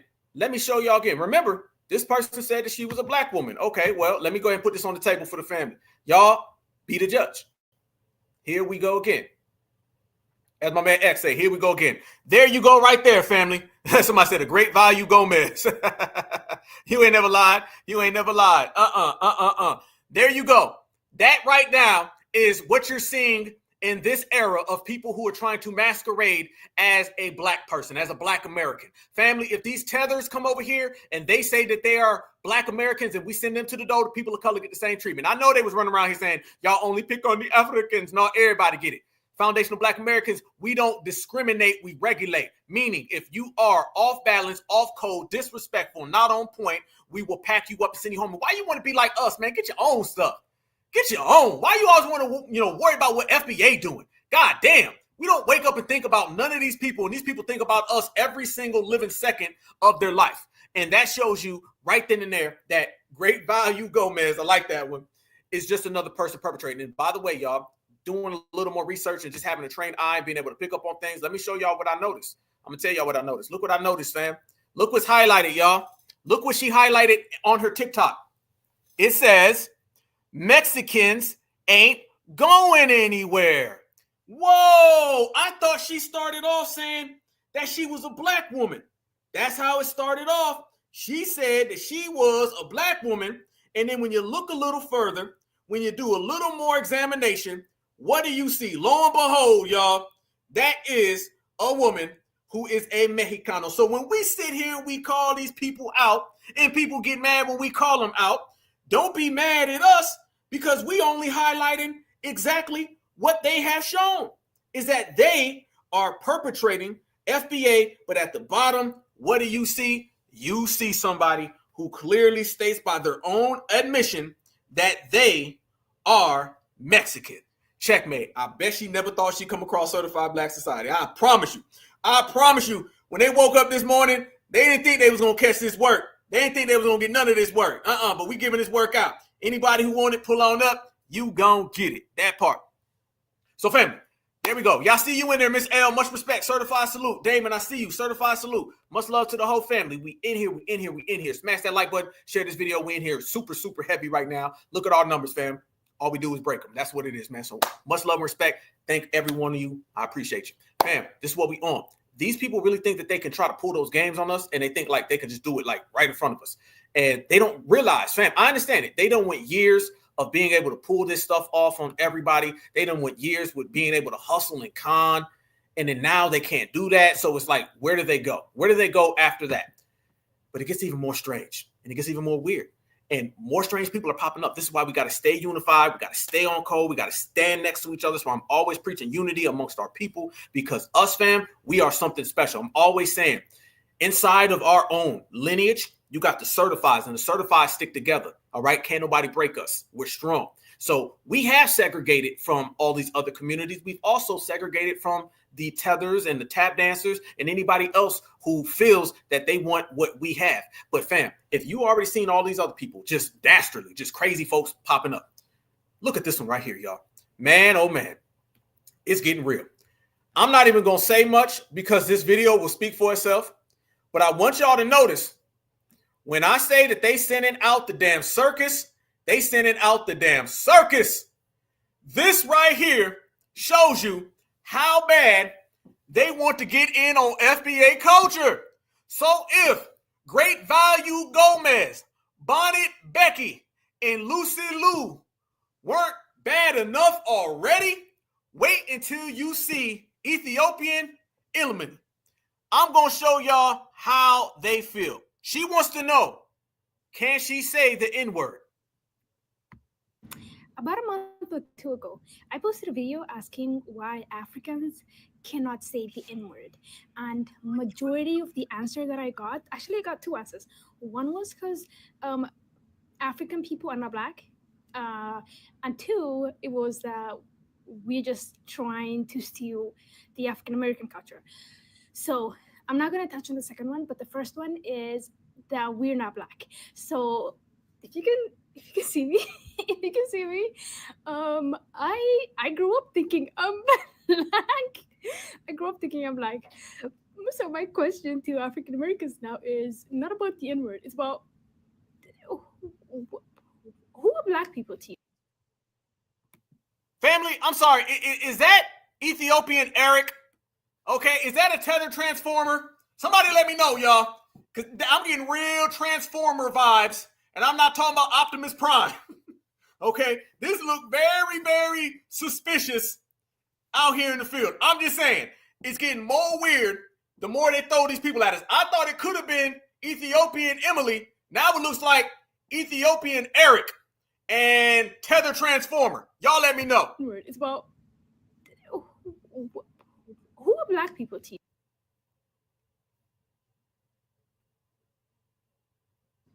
So my question to African Americans now is not about the N-word. It's about who are black people to you?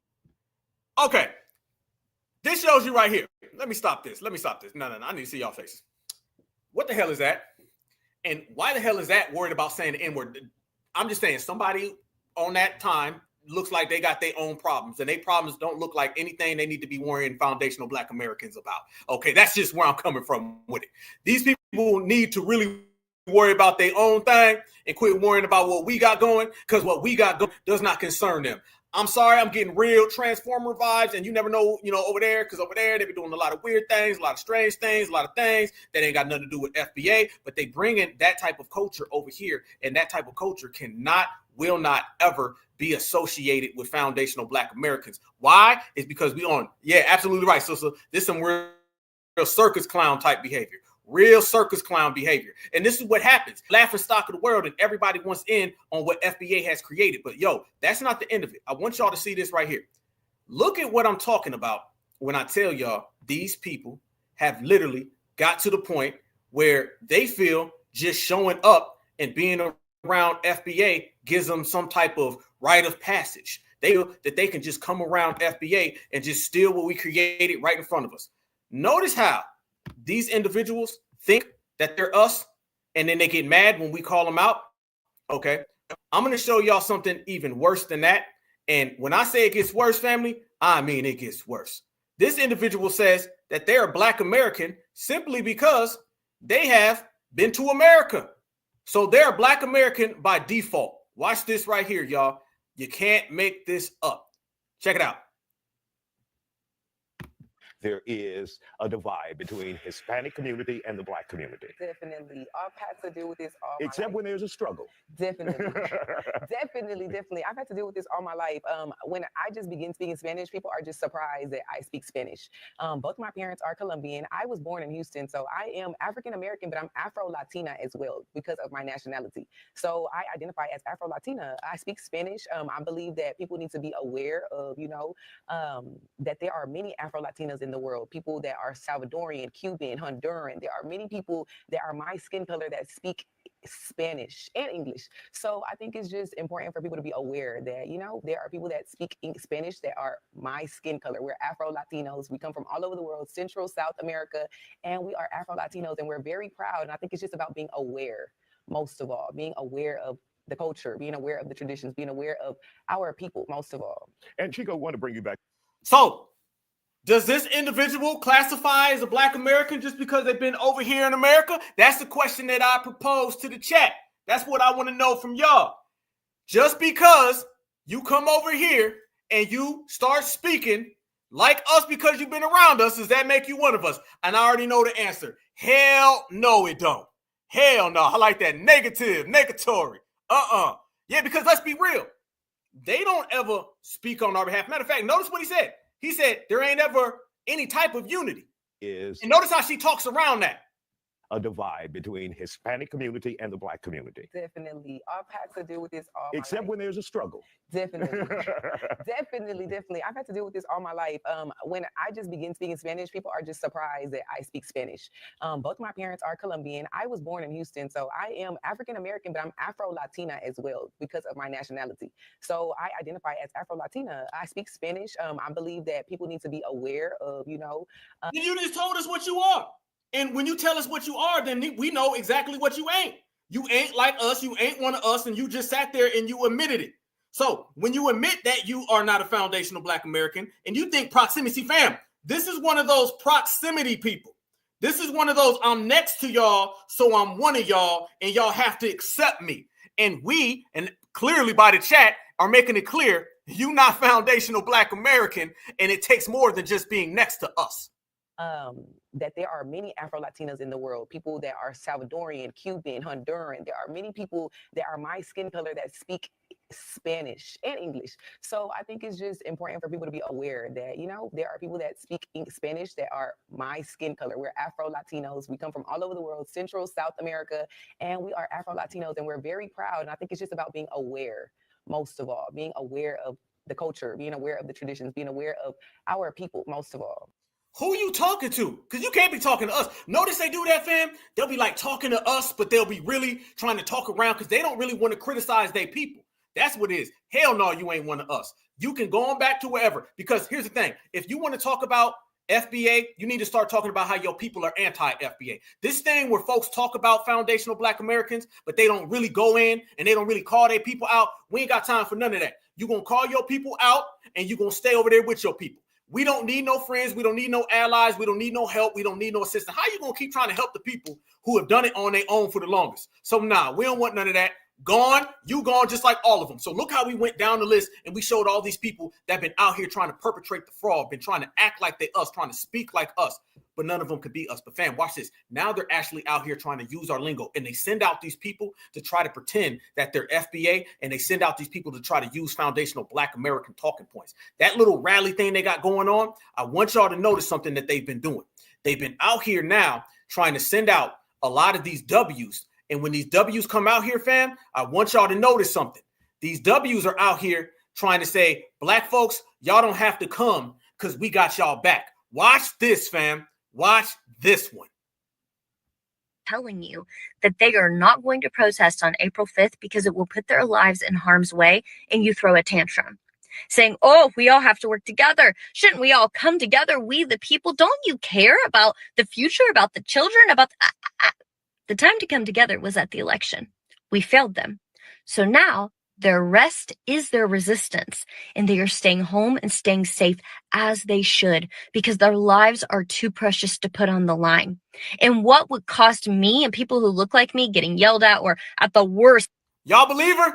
What she's saying is that Black folks need to stay out of this. They're trying to get in front of what we've been saying, okay? Now, since they know we're not coming, they're sending out what I call supremacist sacrifice. These supremacist sacrificial lambs come out and they try to say that they're on our side. So she's saying Black folks aren't coming to these rallies, so we don't need a bunch of white folks saying that they need to show up. Notice what she's trying to pull here, y'all. Y'all buying this one right here? And y'all know that's rhetorical as hell because I know y'all certifieds. Y'all ain't going for it. Never, not at all. Watch this. And fam, watch her language. Tear gas, which isn't likely, would cost them their physical lives. And they've already been giving those lives for centuries in this country for all the rights that we enjoy. So it is our turn to step up and to speak up. And honestly, if you're telling them that they should go to that protest, you're an op and not an ally. You're an op and not an ally. You're an op and not an ally. What? I told y'all they coming up to something. So you got Lucy Liu, you got Becky Bonnet, you got Miss Latina who's in proximity to us. Then you turn around and then you got this person saying you an op and not an ally. Didn't we say that they be sitting here watching us talk, y'all? Did we not sit here and say that? Did we not say that these people watch us, they listen to us, they take notes, they study? Fam, studying foundational Black Americans is the number one thing in the world. Everybody studies us. And I don't want people just to think that when we say study, yeah, she's an op. When we say study, we're not just talking about how to dance like us. No, they watch us socially and politically. She knows that we've been saying op. You're an op and not an ally. That's what we've been saying. These people are admitting that they've been watching foundational Black Americans for the longest amount of time, and now they're trying to regurgitate our terms and give it back to us. All of these people are ops. They're all out here trying to fool us into going down the lane of accepting them and showing up. It's all reverse psychology, but we don't reverse it back to them. So basically, y'all, whatever they send at us, we send it right back to them, which is different than every single generation before, because we are different than every single generation before. Op is you, never on our side. Check this out, y'all. Furthermore, this woman just sat there and said, you are an op, not an ally. I'll be damned. Honestly, if you're telling them that they should go to that protest, you're an op and not an ally. You're an op and not an ally. You're an op and not an ally. I'm going to be as blunt as fucking possible with you right now. They don't want anybody that looks like you would be telling them what to do. You understand? This is our fight, not their fight. They don't need another person that looks like me or you telling them what to do. They do not need your opinion. Period. End of story. They said what they said. Meth or fentanyl? Somebody help me. Is this fentanyl Fanny or meth head Melissa? Because I'm kind of torn, y'all. But it might be both. It might be meth head Fanny, fentanyl Melissa. It might be all of the above. But notice how she's coming in, hat to the side, shades on, got a little chain. Yo, yo, yo. They trying to yo, yo, yo us into going to this little protest. Y'all said both. Look now. The first one was talking about op. This one's talking about y'all don't need to tell Black folks what to do, but I'm going to have my hat to the side while I hit them with the yo, yo, yo. Yes, methanol. That's funny as hell. Yes, even more. And respect that and move along. You understand? They are a fucking target right now. A huge fucking target. It doesn't take much to see what they are trying to do to the Black community in the United States. Started with the DEI hire. Do you not know how that would fucking feel to somebody? To have somebody who is fucking greatness be like, nah, it was just because you are whatever. Segregation. Donald Trump is trying to incite a fucking violence. He wants a civil uprising. So he. And it all goes back to Trump. You ain't say nothing about an anti-Black American hate crime bill. You ain't say nothing about reparations. Anytime somebody comes to you and they're pretending to be an ally, and the only thing they're telling you is DEI, segregation, Donald Trump did it, toothless Tina. Damn, that's funny as hell. I'm sorry. that caught my eye. Yes, anytime somebody comes around and they start talking to you, and only thing they say are Democratic talking points, but they try to fuse them in with foundational Black American agenda, you already know they're coming from the op standpoint, all right? That's what they are. Demos, domestic ops, that's all they are, family. We understand where they're coming from. We understand their angles. That's all that was. We ain't buying none of that. None of that. Yeah, like all of our problems are just, DEI. That's all they said. DEI, DEI, DEI. That's all they got. And this right here is their little hands-off protest, y'all. And I want y'all to look at all of those things on that list. They're openly telling people this ain't got nothing to do with Black Americans. They're openly telling you this ain't got nothing to do with certifieds. And then when you look at that list, you can see who is out here and who's been promoting it. And I've got the list for you right here. Look at this right here, y'all. Look at all of those people who are promoting it. These are the folks who are behind this rally and protest that foundational Black Americans will not be participating in. Look at all those companies that are out there supporting them, y'all. Right there. These are voter companies.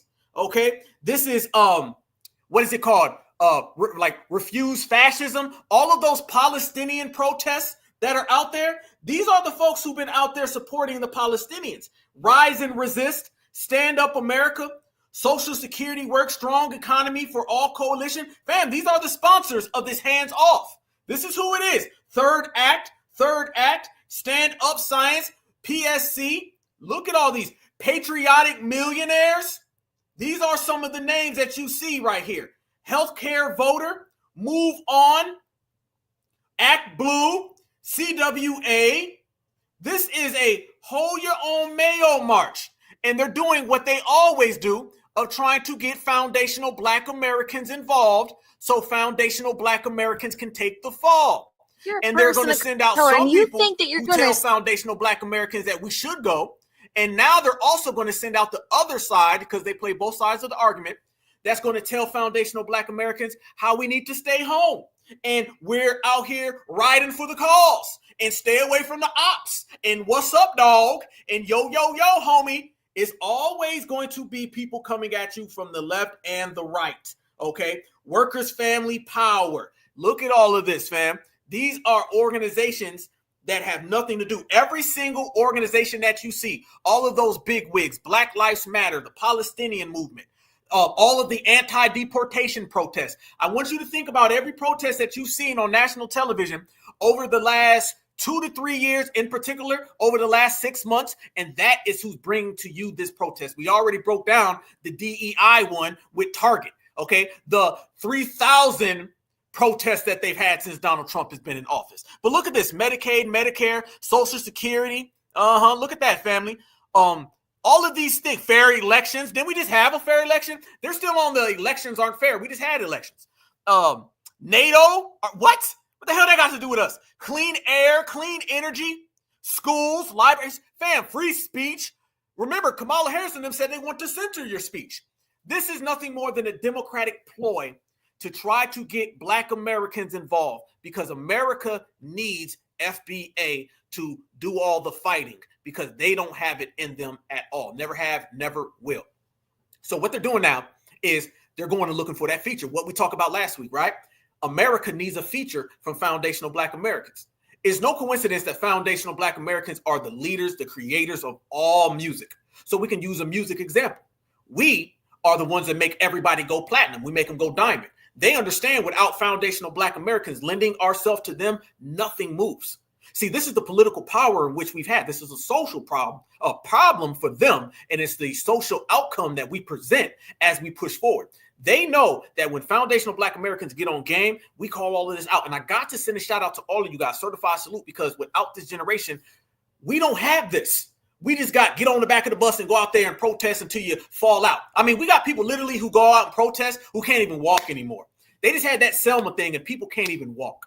All right. They're pushing people in wheelchairs. All that energy is out. Cool. Appreciate it. Go sit down. All right. Matter of fact, you can't even not sit down because you can't get up. All right. Now we got this where we call all these people out and we know who they are ahead of time. So our social power is so much of a problem for them that they can't run and they cannot hide. We're out here exposing them by putting it down. See, sometimes when you expose, you just got to understand the energy and how they're coming. So going back to supremacy, let me bring this up, fam, because unlike everybody else, we understand supremacy. Remember, supremacy is the root of all of this. We're here now because of the system of supremacy. And the only way that you handle the system of supremacy is Black empowerment, foundational Black American empowerment, immediate. That's what it is. It's your immediate family, cousins and all that. That's cool. But it's all about who's in this household. All right. And our household got all my brothers and sisters, and we in here almost 2,000 deep. All right. This is how we get down. This is how we run the town. They understand in the system of supremacy how to play both sides of the argument. All right. They'll send in somebody who says, y'all Black folk, y'all need to get out there and protest. And then right after that, they'll send in somebody who says, man, y'all need to leave Black folks alone. You being an op right now. All right. You being mean to the Black folks. Both of them are going to high five and go home together because they're supremacist relatives. All right. I want you to look at every supremacist that you see, ones that come from the East Coast, one that come from the West Coast. I want you to know that they're supremacist relatives, meaning they may not be brothers and sisters. They may not be cousins. Somewhere down that line, they're relatives. It could be a supremacist brother-in-law, a supremacist mother-in-law, a supremacist sister-in-law. They're all relatives in the game of supremacy. And see, we understand that. That's why Mr. Fufu be crashing out, because he think he going to get in the middle and pick a side. You ain't going to pick no side. They always have a spat amongst themselves, but they go home together. So in the system of supremacy, we understand that. Absolutely. It's a psyop. It's reverse psychology. It's a way to make you go this way when you need to go that way. I always tell people, find out what supremacy wants you to do and go the opposite direction, and you'll be all right. All right. It's a game of just do not trust what they're telling you and know how to train your eyes and see through everything. Once you do that, you're good. So first you had people coming out saying, black folks, y'all need to go out there. Now you got people coming out saying, leave them black folks alone. And if you do come out, we're still going to get you to go. See, everything is still to get you to do the heavy lifting. Trust me, the people who come out and they try to play good cop, they still want you to show up. They're just trying to find a good way of trying to hustle you to go. All right. The good cop and the bad cop, they're going to act like they're arguing, but in reality, they're on the same damn page. Look at this right here. This shows you clear as day. And man, y'all going to love this one. Watch all of the trickery in this, y'all. Oh my God. You're going to have every single Sally out here. Y'all know they love sending out Betty Lice. Watch them send these people out and how they're trying to trick yourself into showing up without asking you to do it. They always come as a friend. They always come as a buddy, but they're not. Watch this. If you're a person of color and you think that you're going to sit out on this massive protest that's happening on April 5th, that's a good idea. Yeah, stay home, stay safe. We all know that the powers that be love a scapegoat, and historically speaking, that's been y'all. So stay home, stay safe. We got you. So I'm seeing a lot of videos go around about the April 5th protest, which if you are white and cis, please go to it. I say that because there's a lot of discourse online from both sides of people being like, black people, you need to be there, but then other people being like, black people don't go at all. Like, they're looking for an excuse to declare martial law like the Trump admin, like they are looking for an excuse to brutalize black and brown people, which is always the case in this country, but especially with like a massive event like this one, like they did with the Black Lives Matter protest. Like they were just waiting to harm black. Throwing in all those liberal talking points and talking about the black and brown. Oh, when have they ever had a history of harming brown people? Brown people don't even protest. What you mean? Man, they got a long history of hurting brown folk when they go out there and protest. They don't even have their own protest. And when they do, they burn in the American flag. So don't mix us in. All of this is them trying to mix us in with somebody else. But it gets worse. Black and brown bodies and people. So for both sides, leave black and brown people alone. Like, leave us alone. One, if someone goes, they're choosing to go. That's their right to go. If someone doesn't want to go and they're telling others, hey, don't go to this because it could be dangerous for you and people that look like you and people around you, that's also really valid. Like, let them choose. Leave them alone. I'm going to try to address this quickly and say what I have to say quickly, but y'all know me. I'm a little long-winded sometimes. Here we go, y'all. Watch this right here. Watch how she's trying to play good cop. And notice how she's trying to get you out there on the front line without straightforward saying it. And she's trying to get black folks to throw the cape on and have all the black people play the human shield. They're mad because their human shield does not exist anymore. Watch this. The reason we're asking people of color to stay home and people in the LGBTQIA plus community to stay home on Saturday, Trump and his administration are getting away with things that we never thought were possible. No one thought was possible. I bet you didn't think it was possible what he's getting away with. And he's looking for an excuse to enact martial law, and it would be easier to convince his base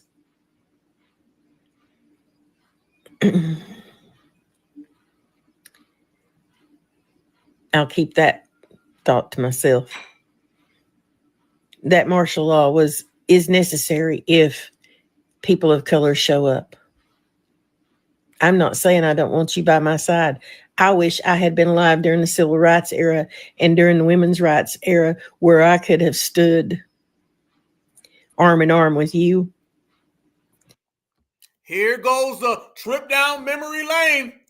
Now notice she started off talking about the Skittles bag community and she brought up the civil rights. They cannot go 2 minutes without invoking the civil rights era. And notice Every time they bring up the civil rights era, they always bring it up with every other community that wasn't even present. Now watch her say, I don't want you to come.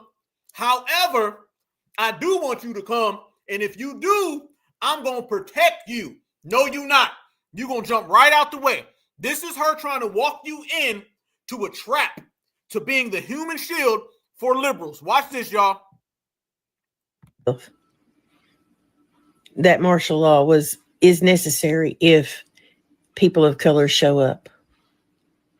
I'm not saying I don't want you by my side. I wish I had been alive during the civil rights era and during the women's rights era, where I could have stood arm in arm with you.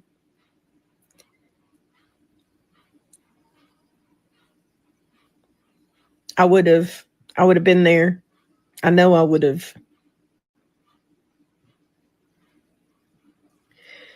I have lived, even though I've had a really crap life. Great comment, by the way. You are old enough to have been there. What you talking about? I wish I could have been there. And if I was there, I would have marched with Martin and Jesse Jackson, and I would have tried to get some soul pole. I mean, I would have stayed on Selma and tried to get some Selma pole. I mean, I would have just walked with y'all. Yeah, you old enough to have been there. What you talking about? Don't try to play with it. Fam, all these people trying to play in our faces, and they upset that we exposing them. Checkmate cancelization. They don't like the fact that we calling them bluff right to their damn face. You try to play in our face, we gonna call you bluff to your face. Now what? Look at this right here. And notice that she's talking about the civil rights. What about all the other protests? You do know oppression didn't stop with the civil rights era. See, we all seen a multitude of different things that you could have came and assisted black folks with. How come you got to go all the way back to the civil rights era to do something when you could have did something every day? Again, what I say in the beginning, y'all, don't talk about civil rights. Don't talk about segregation. Don't talk about black history, because that's the same damn thing we talked about at the rally for reparations, and y'all didn't come there. So this is really about Democrats and getting black folks to go to your protests so we can be the human shields and you can get everybody to go vote blue no matter who. This is vote blue no matter who trying to come in through the back door, because we done close all the goddamn doors, including the back door, so you can't come in. My life as a young person and a young woman was horrific. There you go, fam. Now they got to hit you with the, I had it bad too now. I didn't have a great life. This is what they always got to do with black folks. I know we oppress you guys, but I've had it bad too.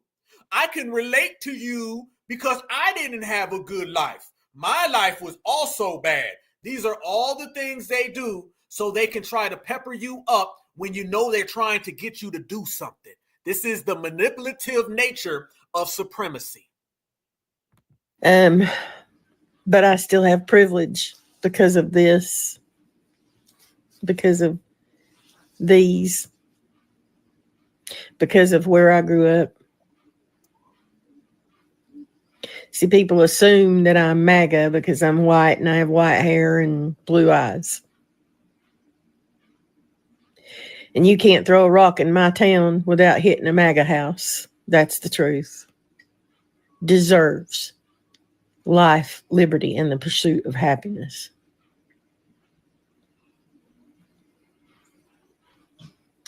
I'll be out there. My veteran husband will be out there. My son will be out there. And if you are a POC or in the LGBTQIA plus community and you want to do this protest on Saturday, come out, find an ally in one of us, and link arms. I personally will protect you in one of us, and link arms. I personally will protect you. There you go, y'all. You knew it was coming. You knew it was coming. You knew it was coming. I thought she said don't come. I thought she said don't come. She just sat there and said do not come. Now she's saying come and I will protect. Y'all think she gonna protect y'all? How many of y'all believe her that she gonna protect somebody? Huh? Let's be real. How many folks think that she gonna jump in front of anything for a black person? Ain't nothing new under the sun, man. They've been running this game, fam, since the civil rights era. They were saying the same thing. Y'all go down there and we gonna march with y'all. We gonna march. Soon as the billy clubs got to swinging, soon as the dogs got to biting, soon as the water hose got to spraying, you couldn't see them. All these people who got these stories of the civil rights era, but ain't nobody got no evidence of it at all. The civil rights era is only something that we identify with because it is our history. Don't let this woman say, y'all lock arms with me, I will personally protect you. And notice she said, my veteran husband, like he gonna do something. And like there ain't supremacy in whatever he's a veteran of. Try again. LGBTQIA plus community and you want to do this protest on Saturday, come out, find an ally in one of us, and link arms. I personally will protect you in one of us, and link arms. I personally will protect you. I personally will protect you. I have nothing to lose. And I am not afraid of them. Who's them? And I am not afraid of them. I will put myself between you and whatever they throw at us. That's a promise. Who's them? Your supremacist brother-in-law? Remember, y'all, they talking about their own community. You notice how they'll start doing that? I don't care about them and they. Remember, they're talking about their own community. They're talking about grandma and grandpa and uncle and cousin and brother and sister and neighbor. That's who you talking about. Don't let the dominant society talk about the dominant society like they ain't a part of the dominant society. They always know when the other. See, we were picking up on that earlier today. When the Gomez lady was trying to act like other wasn't her, same way this person right here is trying to other everything else. They know when to pull that other stuff. And if she goes on a whole tangent about, I'm going to protect y'all and hold y'all down and I got y'all back, you ain't got nothing. And they never had anything other than spite, jealousy. Organized by the League of United. When black folks ain't voting for that party, they don't want nothing to do with black folks any goddamn way. So that's what that is all about. But yo, let me take that step further. I'm going to take Betty Lice and set her right here, okay? Gone. We roll her somewhere else. Do y'all know that they just had a protest and a march and a rally for illegal immigrants? This is all tied into the illegal immigrants. Remember, y'all, I just showed y'all the thing. Half of these things that you see right here, those are illegal immigrant organizations. These are the people who fund all of those illegal immigrants anti-deportation protests. All of those anti-deportation protests that we covered about a month and a half ago, that was brought to you by this same hands-off organization. Mind you, this is going to be where you start seeing a lot of pop-up groups. We just showed y'all the People's Union or whatever the hell it was, and that guy was basically trying to evoke violence and incite violence. That's what all of that is. Fam, they just had a whole one about illegal immigrants. And guess what? At this illegal immigrant one, they were out there saying that illegals built America. Yes, the hell they were. And that just happened a few days ago. They were saying that illegals built America, and it's associated with the same protest that Paula Deen wants you to go to. Watch this, y'all. Here we go. You ain't seen much of this out there, but I want y'all to see how they say illegals built America. For an immigration reform rally. It's organized by the League of United Latin American Citizens. Organizers say the demonstration will be a call for bipartisan immigration reform. Our Ashley Moss joins us live from Dallas this morning with the preview. Good morning, Ashley. Good morning, Robbie. Now, organizers tell us they're expecting clearing for as many as 30,000. Now, the hope is that this will be an all-inclusive moment that emphasizes justice and human dignity in the face of what many are calling broken immigration policies. We're marching for our freedoms, and we're marching for immigrants to make sure they have the same rights that we do.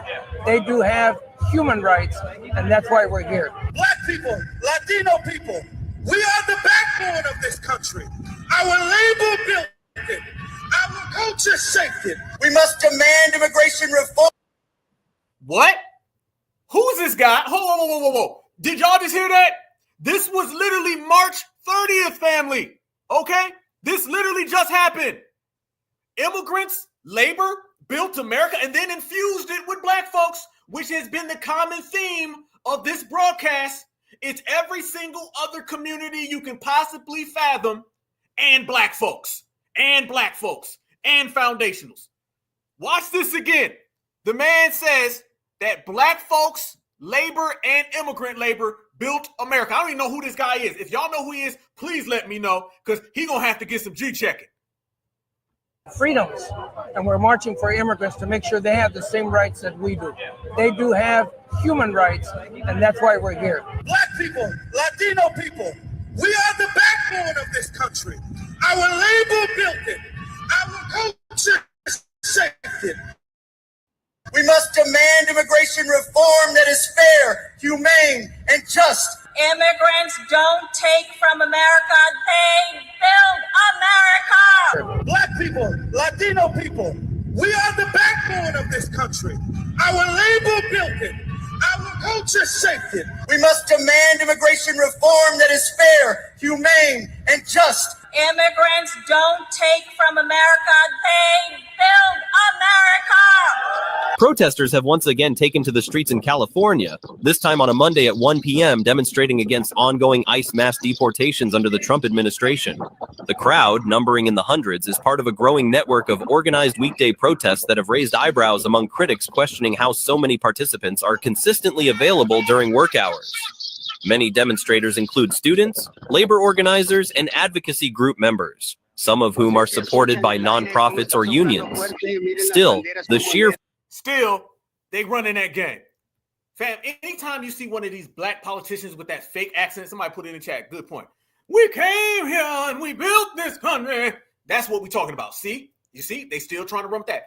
Right now, everybody is in such disarray that they're throwing out 1,000 different things. There's no unity amongst all of our ops right now. Let's make that clear. Everybody who was on a coordinated page against foundational Black Americans 6 months ago, a year ago, they're shattered right now. And they scattered right now, and they don't know where to go because FBA has broke them. Foundational Black Americans being on code and on point and never wavering and destroying their political parties, destroying their groups, their organizations, everything that they tried to attach to us has failed. Now that has all of them in disarray where they got 100 different messages. Remember, last year it was, y'all Lakatas, y'all need to work hard. And now it's, be our friend. Hey, we apologize for slavery. Can we get on board with y'all?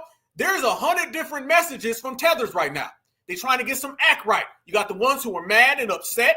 You got the ones who are trying to get in where they fit in. You got the ones who are in hiding and scared, don't know what to do. Same thing go with the migrants. The migrants this time last year, they were on some, we built America. Now you got some saying we going back to Mexico. Now you also got other ones saying, let's have a protest. Blacks come. Nope, blacks help us. Nope, blacks, we don't know. Everybody's got a different opinion because we broke them. They don't have no coordinated message. We took their coordinated message and destroyed it. So they're all over the place. Somebody said Martha Louise King. I'll be damned. That's funny as hell. I always be saying with the other community, you know, they got Muhammad Luther King too. Fam, everybody got a Martin Luther King, don't they? You got Louise King. You got Muhammad Luther King. There's 100 of them. And it's all FBA. Remember, y'all, foundational Black Americans, we only have versions of ourselves. These people all have versions of us. So it tells you who's winning and who's losing, right? And that right there is another one. But yo, they're mad right now. They're afraid right now. They're shook right now. And they're scared right now because they don't know what's going on. And our energy literally has everyone afraid. And they should be afraid. They should be. They should be because nothing's working for them. You know what I'm saying? When somebody doesn't have anything working for them, they tend to get pretty scared. And, you know, that's exactly where we want them to be. Nice and afraid because if they weren't in this zone right now, that means FBA would be somewhere else. And the reason why they're upset is because we've been sticking to code and we've been on our game so strong, so prevalent that they have no choice but to follow suit. You can't come around here and cosplay foundational Black Americans because foundational Black Americans know we are. Yep, delineation. I would say delineation came at the right time, but we done taken delineation to a whole nother level now. Now we just execute. Now it's to the maximum excellence. And they know that they can't run games on us because no matter how much they try to spin history or twist history, we always get them with this right here. We know our stuff. Checkmate.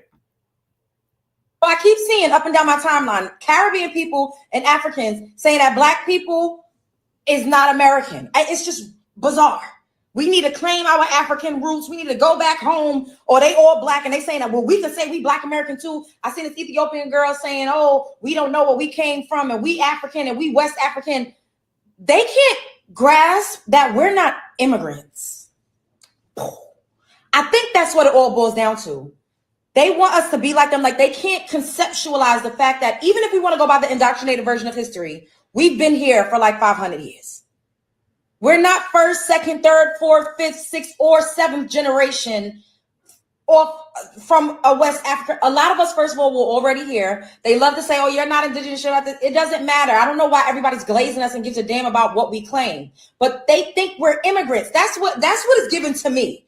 And also, it's an ego thing because they want to be able to say that we came from them. They don't want, they can't, it fuels them. It validates them in a different type of way. It makes them feel superior. So for us to be now saying, no, we're just American. We have our own culture. Soul food is Black American. We have the way that we dress, our vernacular. We've invented a whole bunch of shit. And we're going to get into some of our inventions because I was just reading up on one of the things that we invented was EMS, paramedics, and the ambulance system. Black men in Pittsburgh, Pennsylvania invented the ambulance system. They don't teach us about shit. They just make it seem like all we do is dribble balls and fucking sing like Beyonce. We excel at that too, but we've literally created this whole fucking system. Whole country, whole system, whole every damn thing. And we have been here first. And we have always been here. And nothing they're doing is changing the fact that we know who we are and where we came from. See, that's very, very powerful. Standing on lineage business is powerful. Standing on principle and patriotism is powerful.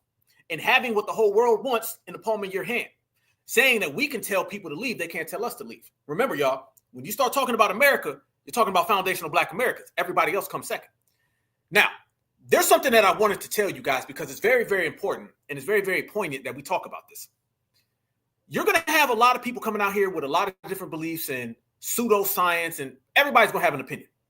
But we got to be very cautious because people are going to throw a lot of smoke in places that we don't need any smoke. We have a reparations claim. Remember, this is all about reparations, right? And to what that sister was saying, I don't know that sister, her energy was good, but I appreciate the fact that what she was saying is how these people want us to be them so damn bad because they feel that they got something over us if they can try to prove that. They can't. We ain't got nothing to do with them. They ain't got nothing to do with us. And we've been here, like she said, she made a point. She said, if you just go by their stuff, we've been here 500 years. We go back further than that. But fam, it goes even further than what people are saying. Let me show y'all this. And I want to have a real good conversation about this. This sister has something. Slavery didn't happen. How you think. And I'm going to show this and then we're going to break this down. And I'm going to tell you how this applies to where we're going and what we need to do. And we're going to have a real unpack session on this. Check this out, fam. Let's go. So this is how you know slavery ain't really happened. Tell me why modern day 2025, we don't have any boats coming directly from Africa to America. There's no way to get to Africa on a boat. There's no way. I've been to Africa. I know there's no way. There's no way to get to Africa on a boat today. And we supposedly have better technology today, right? But yet in 20, and I asked myself this as a kid, I'm like, so we got here, because everything we got, I know it's hard for y'all to believe that everything you learned at school was a lie. Everything they taught you in school was a lie. So if they taught you got over here on boats, baby, you been here. If they taught you that it's red, baby, it's blue. Y'all get what I'm saying? But y'all know these are programming centers, right? They're not schools to teach us and help us evolve and become our best versions, right? No. They're programming centers, right? So if anybody came over here on boats, we know it was the West Indians, the Caribbeans, the South Americans, somebody close. Nobody came from Africa on no boats. And we know that Caribbeans is us. They're the chosen ones as well. We know that. So let's stop with the lies. Let's stop miseducating our people. Let's quit telling our kids lies that we learned in school when we all know the school system is here to fail us. Y'all know in America we have like the worst school system. Like we're rated like last. Like, can we please quit teaching our kids what we learned in school?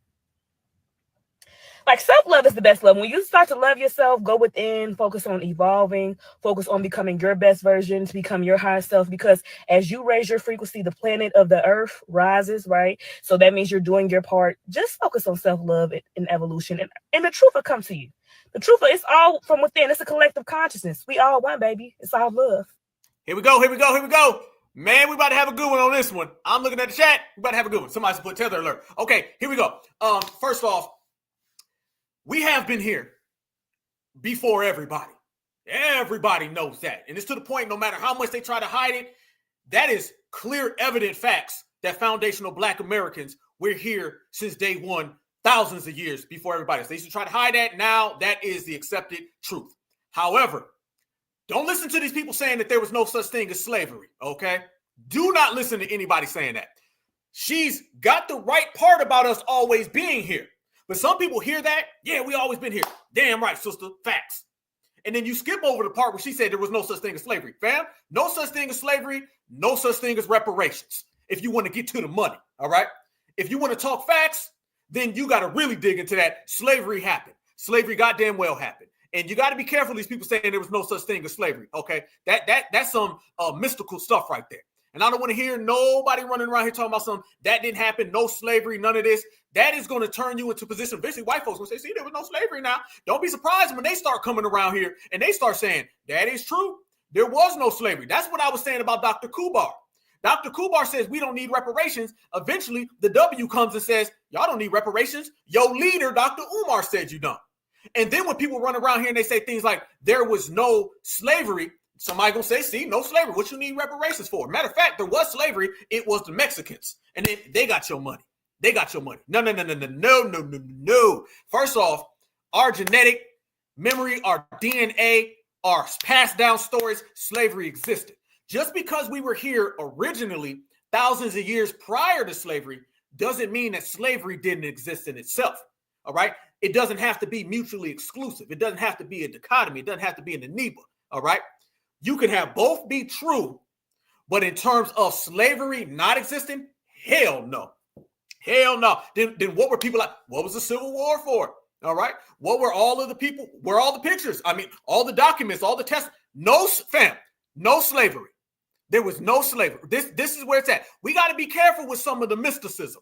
We got to be real careful with the mysticism. Y'all remember when we were having our reparations panels and then people were showing up dressed like wizards in the Lord of the Ring, talking about saying, we don't need no cash payments. We need money from the third star Xandar to shine light down on us. Then we can plant the seeds that were grown in that. It will birth a new generation of all of us who have superpowers, who can jump in the sky and then land on our feet. Who needs money? Keep all of that mysticism out of my goddamn reparations. I always say, your plan got to be practical. If it's not practical, it's as good as not having one. It's as good as not having one. And I don't want to hear nobody saying that slavery didn't exist. I don't give a damn if it's from the MAYO community or from the wizard community. No. Because eventually people are going to say, well, no slavery, no reparations. Then what the hell are we here for then? You know what I'm saying? What the hell are we here for? And something cannot be as wrong as that. I mean, absolutely positively, especially when you talk about all the documentation. So we're not going to allow the indigenous, native, foundational history of ourselves construe the fact that slavery did exist. I'm always talking about 5 waves of foundational Black American existence right here in this country. You have the indigenous era, which existed for thousands of years. Then you have slavery, which came thousands of years after the indigenous era. And then after that, you have Reconstruction. Then you have civil rights. Then you have us, the reparations generation. That's 5 waves. And within that 5 waves, there were billions of inflow and outflow. But that does not mean that slavery didn't exist. That does not mean that we were not here for thousands of years. Damn right we were here for thousands of years, and damn right we were here during slavery. You put them both together, you got certified, foundational Black Americans from pillar to post, from start all the way to right now. You cannot write this story without us being in the center. That is the subject that we have to get on track, and we won't allow any of that to go astray. So yeah. It was real. It was real. Okay. And it was very real. And we got to watch for people who come at us from the different angles and shit. Well, there's no boats and all that, fam. Okay. And by the way, to go from Africa to the Western Hemisphere, you can get on a boat and sail, and you don't even have to paddle. It'll take you the same route that the hurricanes take. You can hop in there and it'll bring you straight on down to the Amazon, and everybody knows we got it all tracked out. We got it all mastered out. All right. And then that affects it all. So everybody knows that. And we've got to the point where they've always lied. If you ever watch Joe Rogan and all those little shows, and they'll sit there and they'll start talking about ancient American history. And if you guys notice, whenever they talk about ancient American history, they talk around Ivan Sertiman. They talk around Kabahai Watha Kamene. Let me tell everybody, okay, and I've met them personally. We have scientists, doctors, professors in our community that know for a fact that slavery existed, indigenous era was all black people. Do not allow these W's to play dumb, because that's what they do. We don't know who was here in America. Notice every time the dominant society wants to lie to you, they put a question mark on what the truth is. Never allow somebody to questionize something that's solidified. Our history here in the United States of America is solidified. It's not up for question. It's not up for debate. We're not trying to figure it out. You have all types of evidence that has been proven by a multitude of people. Let me tell you this. The evidence and the knowing that foundational black Americans were the first people here in the Western Hemisphere, it is multi-generational, multi-centuries, multi-gender, multi-racial, multi-continental, meaning people from all over the world know this. It's just they don't want to talk about it. So when they sit there and they play dumb, like, we don't know. And by the way, now, since I'm telling y'all, remember how we broke down the Bering Strait, all right? And we talked about how the Bering Strait was frozen, so nobody could have crossed the Bering Straits for about 8,000 years, right? 8,000 years down. So meaning, with the Bering Strait, you can only go 8,000 years ago before the first person could have ever came, right? 8,000 years ago. However, actually, it's about 15,000 years ago if you really want to go there, because it started to melt and then it got habitat. So if you really want to go there, it's about 15,000 years ago. Do you know the dominant society now? They're starting to move off of the Bering Straits. I literally just watched an episode of Joe Rogan. Now they're starting to say the Bering Straits theory. Now they're making it a theory. Remember, they always said that the Bering Strait was a fact. And they said all of the Eskimos and all of the Red Indians came and they walked across the Bering Strait based on foundational black Americans. I'm talking about David Imhotep. I'm talking about Ivan Sertiman. I'm talking about Dr. Kabahai Watakamene. I'm talking about Tariq Nasheed, Hidden Colors. I'm talking about the American Maroon. I'm talking about Black Alpha. I'm talking about all of you guys. Based on what we've done, it's proven now that it had to have been 15,000 years ago that your ass could not have crossed that. And I'll be honest with you, I think it's more about 16, 17,000, because just because something melts doesn't mean you can walk across it. Now they're starting to walk that back, y'all. They're starting to walk that back. They're starting to walk that back. I could never imagine a day where they would walk that back. And they're only walking it back because of us, y'all. That's the only reason.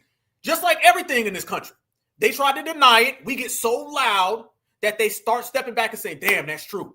We can't hide no more. And all the evidence is there. So 15,000 years ago is the earliest somebody could have crossed.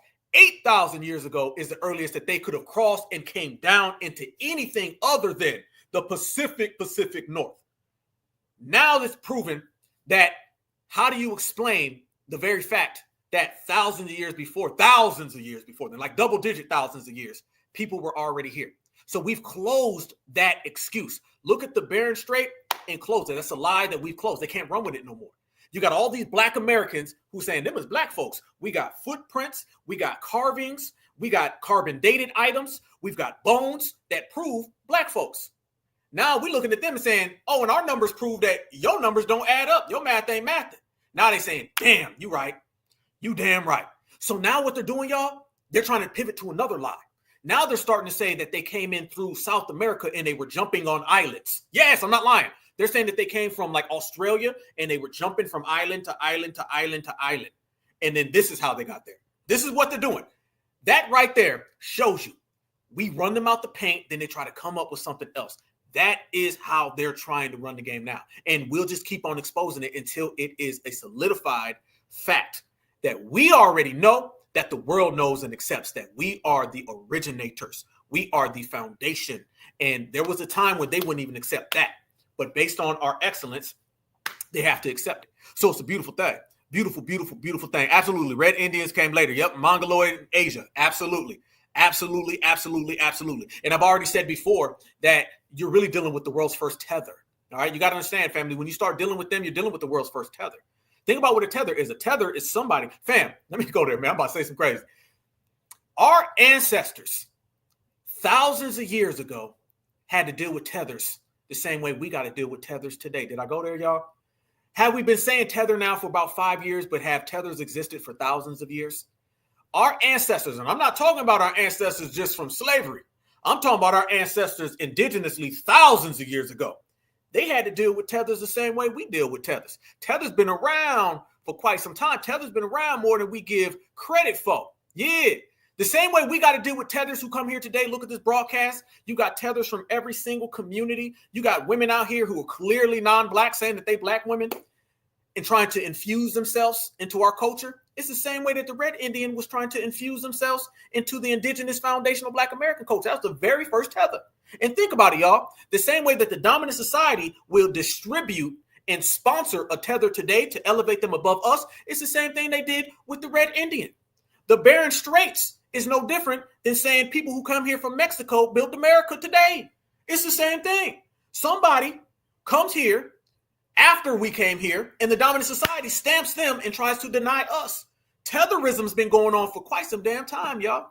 Quite some goddamn time. This is how it's always been, and this is how it always will be. Absolutely. Queen Alpha, great point, great point.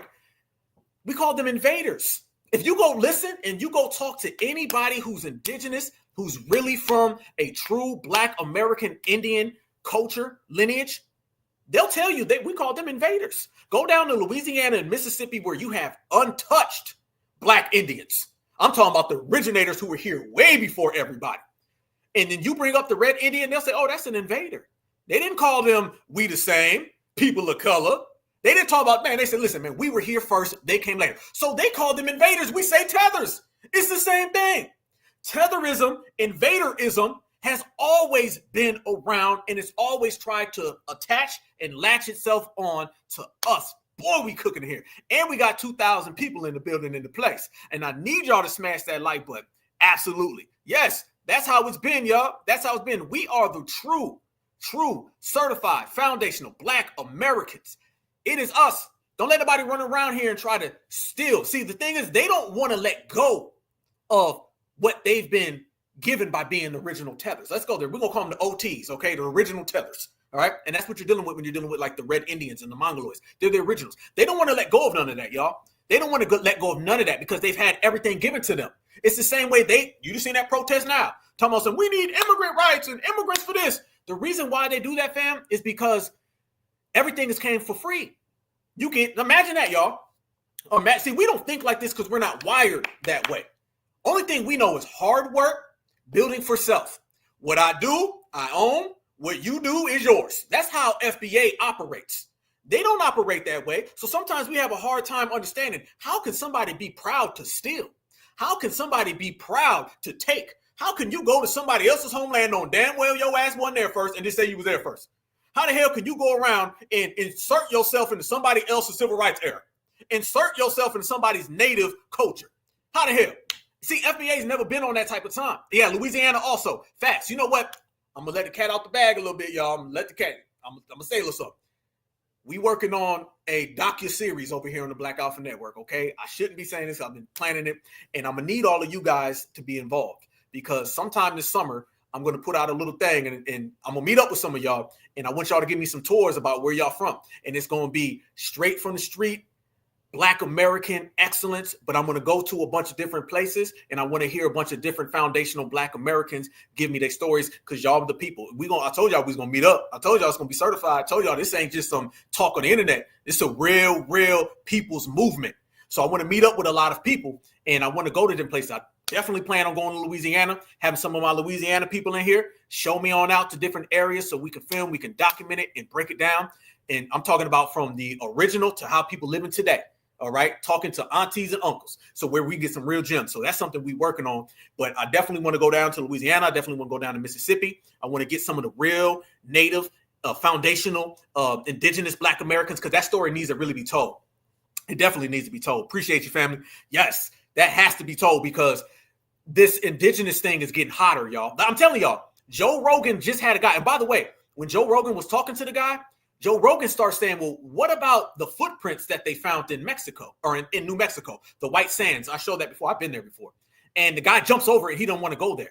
It's getting hotter and hotter. We think that we've been kind of cooking with this whole indigenous area. I'm going to come to New York too. Absolutely. I'm already talking about that. Coming to New York City as well. I want to go do some stuff in Harlem about the Harlem Renaissance, which is something else we don't talk about enough, okay? The Harlem Renaissance don't get its credit. The Harlem Renaissance was really like the first I believe like it was Harlem, Detroit, Atlanta. Those are like some of the first black meccas. New Orleans a little bit too. But I want to record out there in New York. I want to go to Mississippi. Shout out to Mississippi. I'm telling you, I'm going to come up. Hey, we're going to all meet. I'm going to fly out there. We'll meet, have a good time. And I want to really capture this in existence, what we are, because we got to do it now. You know what I'm saying? So that's something that we're definitely working on right here on the Black Alpha Network. So yeah, certified all the way. That's what it is. And yeah, your followers are Tuskegee Airmen. See, that's what I'm talking about. I want to really capture that because this indigenous things get stronger. Trust me, the dominant society running, they know we on their heels, y'all. They know we on their heels. They like, whoa, these Black Americans intellectually are knowing their past. See, they didn't mind the folks with wizard outfits and were waving magic wands and screaming at people on the sidewalk with megaphones. That's passed off as trashy. They don't give a damn about those people. They got a problem when we are classy and professional and we know our history. Like all of y'all, we in here 2,000 deep. 2,000 of us right now, we know our history and we can articulate it. See, that's why we're seeing things change. There's been a lot of brothers and sisters who knew the game. But all of this and all that wild ratchetness, that never moved anybody. Now they're saying these brothers and sisters know. They're passing down stories. They're documenting these things and docuseries and street movies. This is getting dangerous now. Now Black Americans are reclaiming it. Because think about it, y'all. We went backwards, right? We started, we raised the bar. Good point. We started to reclaim stuff that they lied about in the 90s. Then we went back and we started reclaiming things that they lied about in the 80s. Then we went back and we started to reclaim things that they lied about in the 70s. And then in the 60s, we said, we're going to go ahead and grab Martin Luther King. We're taking him back. Y'all had Martin Luther King for 30 years and y'all lied on that man's name. We take our ancestor back. All right. And remember, I was the last person that went to Dr. Martin Luther King's house. I went to November? I went to Dr. Martin Luther King's house, November 2023, I want to say. Went back to Atlanta and gave a speech while I went. Okay, so I went to Dr. Martin Luther King's house, went on the tour. I shot a whole thing. It's in one of my shorts. Shot a whole thing in front of Dr. Martin Luther King's house. It was a beautiful day in Atlanta. Sun was shining. Love Atlanta. Love, that's family. Love family. And then like 3 weeks later, I went back. And when I went back to Atlanta and I gave a speech at the reparations hearings in Fulton County, a few blocks down the road while I was on the floor speaking is when they were dousing his house and trying to set it on fire. No lie, it was crazy. It was some ancestor stuff, y'all. I was just there, came back 3 weeks later, and while I timed it, while I was on the floor speaking, they were trying to tear his house down. I think it was a tether, by the way. I think so. And remember, they didn't say much about that individual. You remember? Appreciate it. Appreciate it. Okay, so they knew that we started to claim Dr. Martin Luther King. Do you guys know that we're coming to get our check Dr. Martin Luther King speech? Do you know somebody copyrighted that? You can't even play that because they knew we went and got it.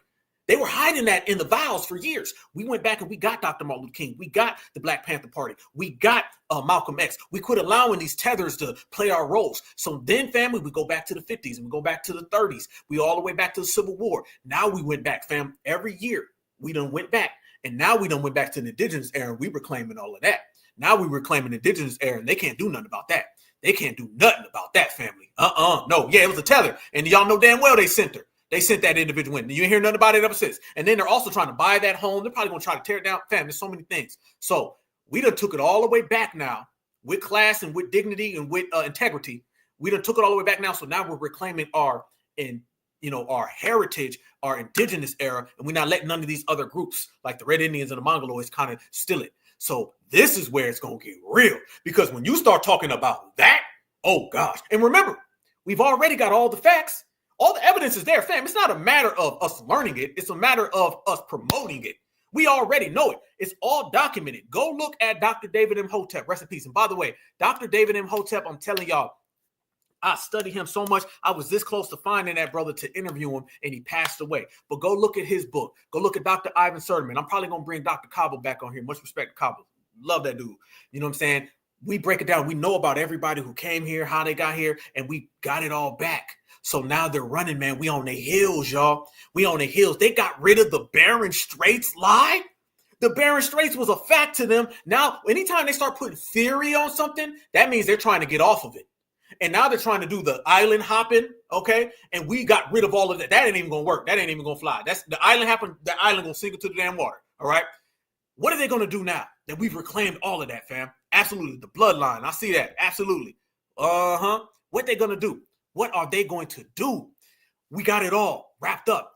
And eventually it will be, without a doubt, a known fact across the world that foundational Black Americans not just built America, we created America. Just like I said in Washington, D.C. And it will be known as an accepted truth that we are the originators of this country, that we were here thousands of years before anybody even knew what it was. What happens when all of that becomes a solidified fact? What happens when that becomes an undisputed fact? What can they do? What can they say? They can't say anything, family. And this is why we've been standing on it real strong, real heavy, real epic. That right now is something strong. So, man, yeah, I want to get up with all y'all. We got to connect. We got to hold it down. I want to have a real good convo, family, where we can build something serious, document all of that, and we can just get to the point where everybody knows without a shadow of a doubt that foundational Black Americans built this whole goddamn thing, and foundational Black Americans ain't going nowhere. Stronger than ever. So that's where we're moving in, and they're running. They're running scared right now. Did y'all see this picture right here? Let me show y'all this picture. Did y'all see this picture? This is why we out here. This is why we delineating. Look at this picture right here, y'all. It says, one big family. Guys, kindly click on the link to subscribe to their channel. Look at this. Far right, Afro-Colombian, Afro-Cubano, Afro-Mexican, and Afro-American. That guy, fam, look at the guy with the blue shirt and the dress. That ain't no damn Black American. That ain't no damn Black American. Talk to me now, y'all. Can I get something from the fam right now? Can y'all really hit me up on that one? That ain't no Black American. They better try again. I'm not going for that at all. At all. Never, not at all. They better try again, my friend. That is not no foundational Black American. That is a damn tether. Fam, we're watching now these tethers play right in our face and act like they don't know what's happening. We don't know yet. We're not sure who it is. That is fake. That is fake. That ain't no different than Lucy Liu from earlier today. If you think for 1 minute that we believe that that man is a foundational Black American, no. Because that's the game that they want. They want to get it to where anybody can be us, all right? If anybody can be an FBA, then what's an FBA? If anybody can be a freedman, then there is no freedman. So that is what you call a erasure on top of us doing our ethno genocide, further promoting it and letting people know where we come from. We are in a whole different level and we're moving in a whole different time frame, and they cannot stop it.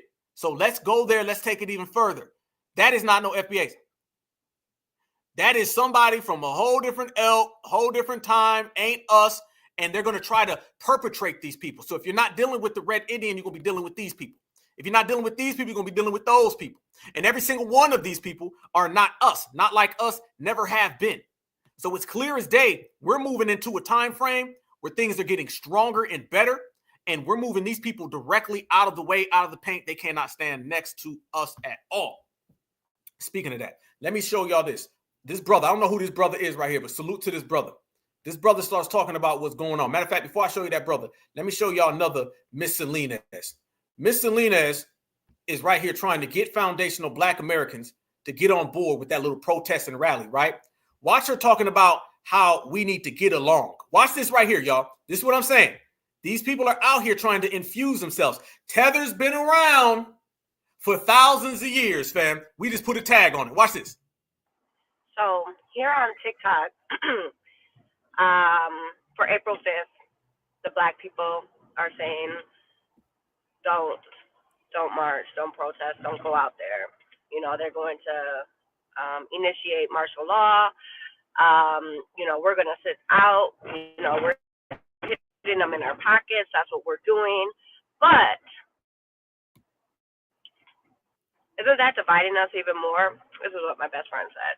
Like, isn't this dividing us even more? Like, shouldn't we get out there together as unity and really run these streets? Like, you know, of course, peacefully, but like, should we be doing that? And not sitting it out? Because I mean, we're all for the same thing, right? So like, we should maybe be together and do this instead of like dividing us like we feel like. So here on TikTok, what do you mean divide? We ain't never been the same. You can't divide something that's never been intertwined. Watch this brother right here respond. Check this out. Salute to this brother. I don't know who he is. Salute. Grand risings and good afternoons, depending on where you're in the world when you see this video. Now, my wife had hit me up about this, and she had asked me, she said, babe, what's up with April 5th? At that moment, I had no idea. I ain't gonna lie to you. I had no idea. I was clueless. Then suddenly, I started seeing all the videos, April 5th, talking about, the ancestors told us, sit your black ass down. And you know what? The ancestors are right, as always, when you're listening to them. We're sitting down.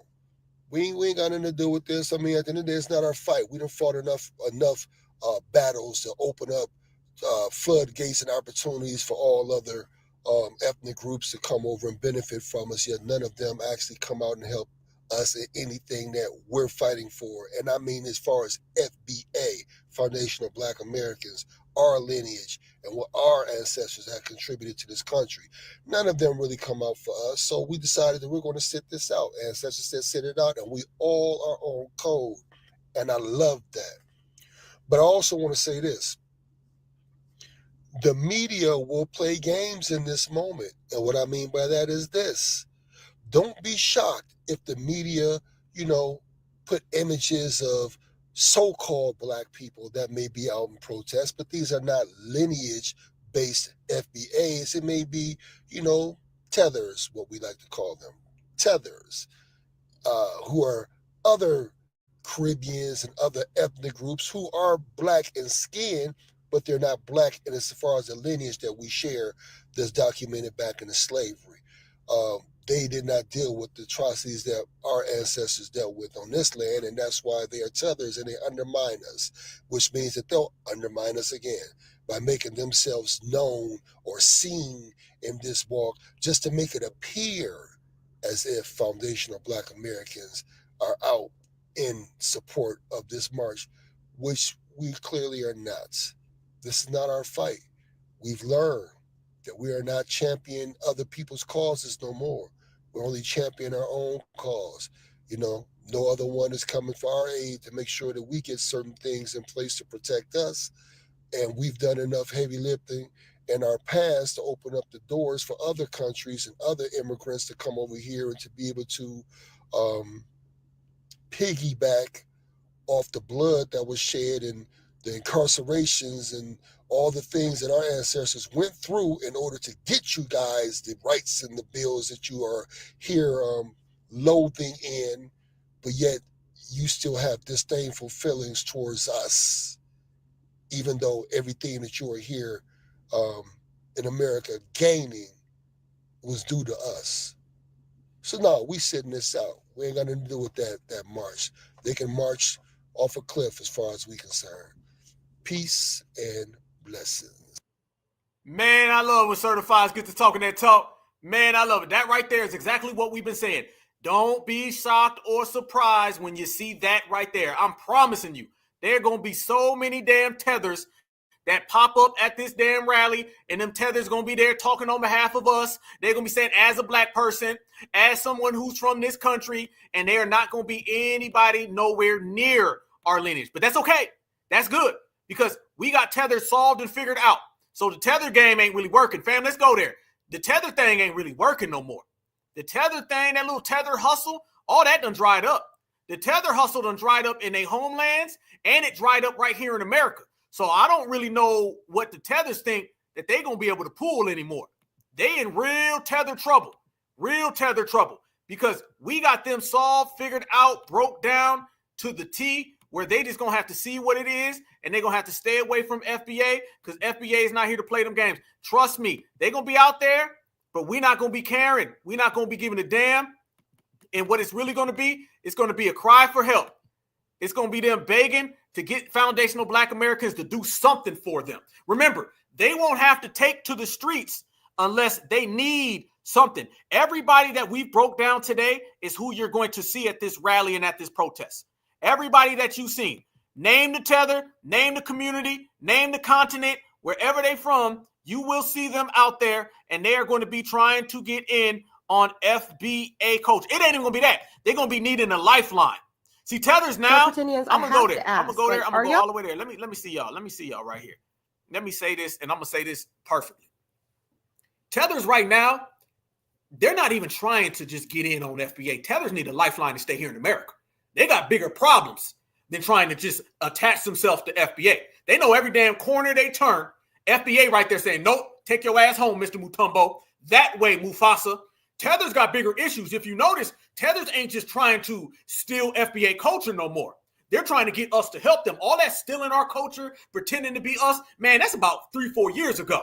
We done checked all of that. That's why they not on our reparations panels no more. Remember when they was on every last reparations panel we had?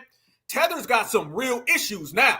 And they may not even be here in America. Remember, when you untether them, they drown, they starve. They need us. So they went from, I'm going to be just like FBA. Now they're like, FBA, come save me. I got to go home. They getting deported every damn day. So Tethers got some serious problems. Tethers are not winning. They losing epically right now. Tethers is getting served left and right. Tethers right now, as we speak, are at an all-time low. And that's saying something because you done came here from a failed homeland any damn way. Tethers are crashed out to the floor. They can't come around FBA. No. Their problems are too damn big. Yeah, all that U.S. aid, money done dried up in their homeland. They're getting deported here in the United States of America. FBA is on their damn neck. They don't know what to do. We checking them. Fam, they scared. But there's a lot more people out there. Remember we was talking about these people hating on foundational Black Americans? Be careful of that term pretending. Dr. Umar throws that around a lot. Because remember, Dr. Umar doesn't want us to be the native Black Indians in America. So basically, Dr. Umar tells you that all your grandmas and great-grandmas are lying, right? Well, the same way I said be careful with saying that slavery never existed because eventually somebody else is going to take that and run with it. Remember when I said be very, very careful about saying things like we don't deserve cash payments because somebody else going to take it and run with it? Now, all of that pretending talk that the scam Africans say, remember, according to a scam African, there's no such thing as borders. There's no such thing as lineage. There's no such thing as heritage. We're all one big NIGGA. Now, the so-called Indian communities, now they're calling us pretendians. And they got a lot of that rhetoric from the Dr. Kubars of the world and the dominant society. Watch this right here, fam. This shows you tethers come in all different ways. They're the TOCs, tellers of color. Y'all okay?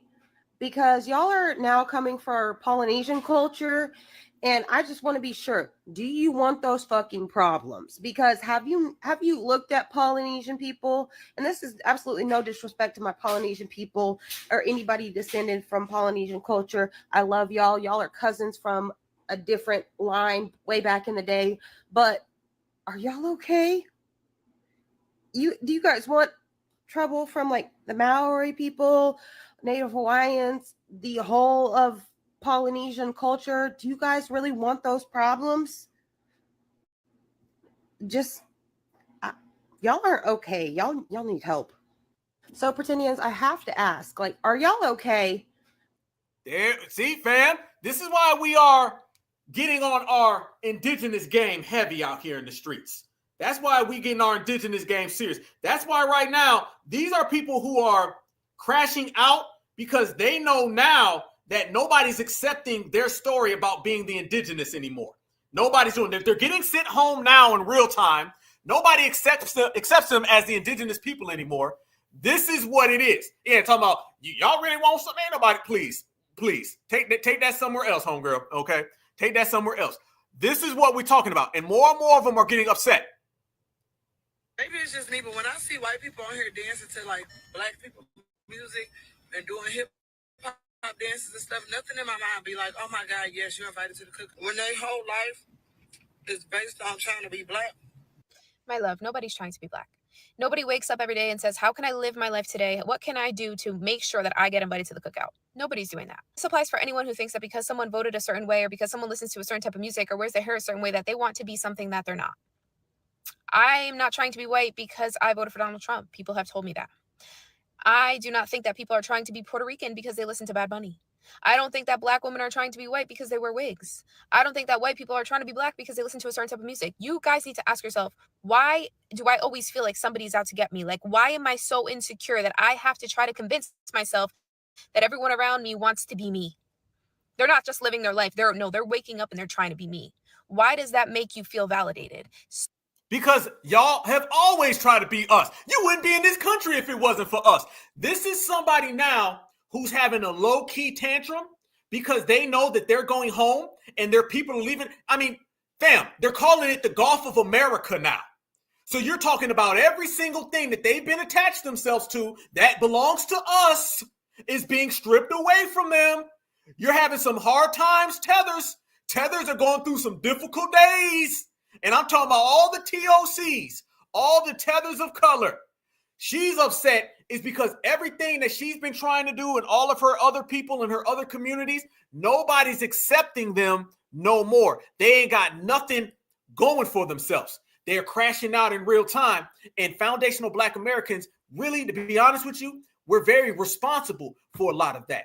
Our delineation and our regulating and us being on code came at the same time Donald Trump talked about making America great again and sending people home from deportations. You understand what I'm saying? So when you add deportations and delineation at the same time, and they're not even together, we're doing our own delineation thing over here. Donald Trump came in talking about deportations. Now, I'm all for deportations, okay? But I'm not the president of the United States. So when you got MAGA over there whooping them up, and then you got FBA saying you can't have what we got, oh, they broke down. Tethers are, I'm telling you, Tethers got some problems. I'm telling you, 2025 will be the worst year for Tethers. Tethers are flaming out, crashing out, broke down, homeless. And that is because they've been running around here, masquerading, getting things for free, and things that are free just aren't coming anymore. You can't steal somebody's lineage, heritage, and culture, especially when these people have wised up to the point where you are being exposed to the maximum, to the 10th. Let me show y'all this right here, though. Y'all remember this about a year ago? Not even a year ago. Let me show y'all. This was less than a year ago. This is how bad they are. When you say that they're having a breakdown, y'all remember old buddy that was mad at Kendrick Lamar for using the term Eskimo? How many of y'all remember this? I don't even know if y'all remember. Let me see if y'all remember this. Let's go there. Hold on. Here we go. Remember this right here? When dude was mad, he's really mad at Black Americans, okay? A lot of those people that were mad at Kendrick Lamar, maybe about Kendrick saying Eskimo, and a lot of people who are mad at Kendrick Lamar, they're really taking that out on him, but they're mad at FBA. Remember this, y'all? He said Eskimo was a slur, and he was mad at Kendrick. About Kendrick saying Eskimo, and everyone in the comments wanted to fight each other and completely missed the point. And there's like 2,000 comments, bro. I can't respond to everyone, but there's one thing I want to respond with very first, and that's with people of color saying we're oppressed, so who gives a fluff if we oppress you? That's not how it works, bro. Just because you're oppressed doesn't mean you can oppress them. And if they're oppressed, they can oppress them, dude. That's not how it works, okay? No one should be oppressed. It's not about I suffered more than you, so deal with it, bro. I thought this was about Kendrick. How was about Kendrick? And now out of nowhere, fam, he's talking about some, y'all Black folks, y'all out here. Fam, and by the way, everybody gets mad because Black Americans fight for ourselves and they don't fight for themselves.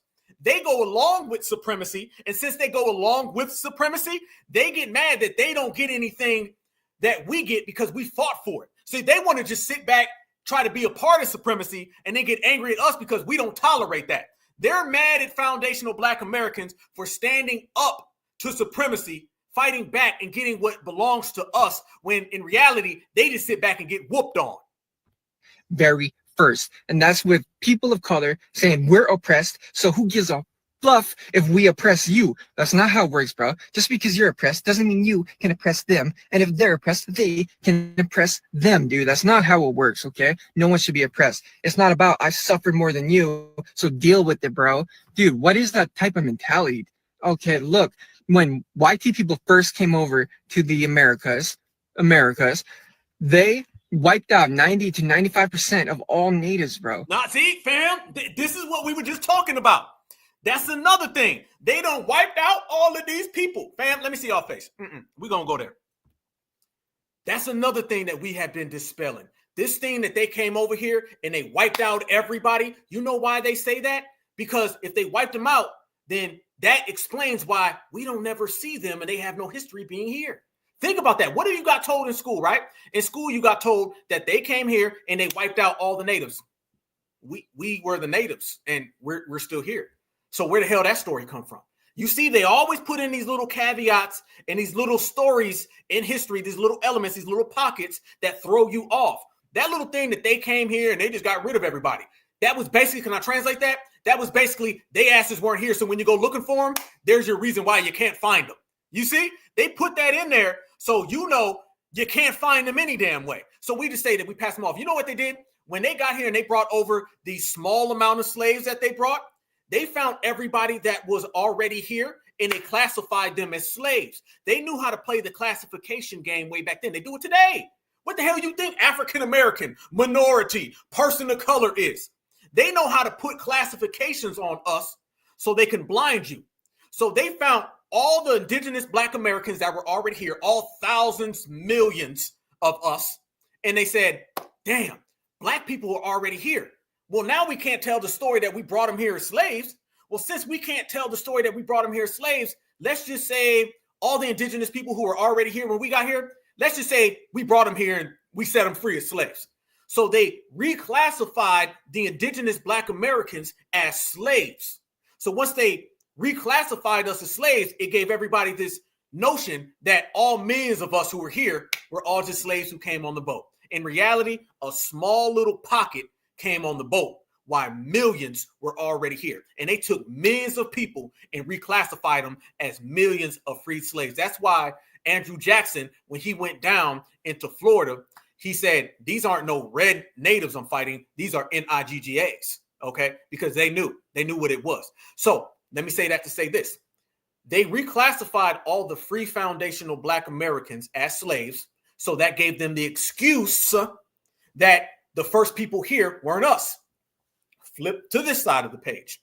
Now they say we wiped out all of the natives. So when people go and look at the red folks and we say, we don't see them here. They weren't nowhere around. Oh, we wiped them out. That gave the excuse of why you don't see them when you go looking for them. So they reclassified us, which gave them the excuse that not all of us came on boats.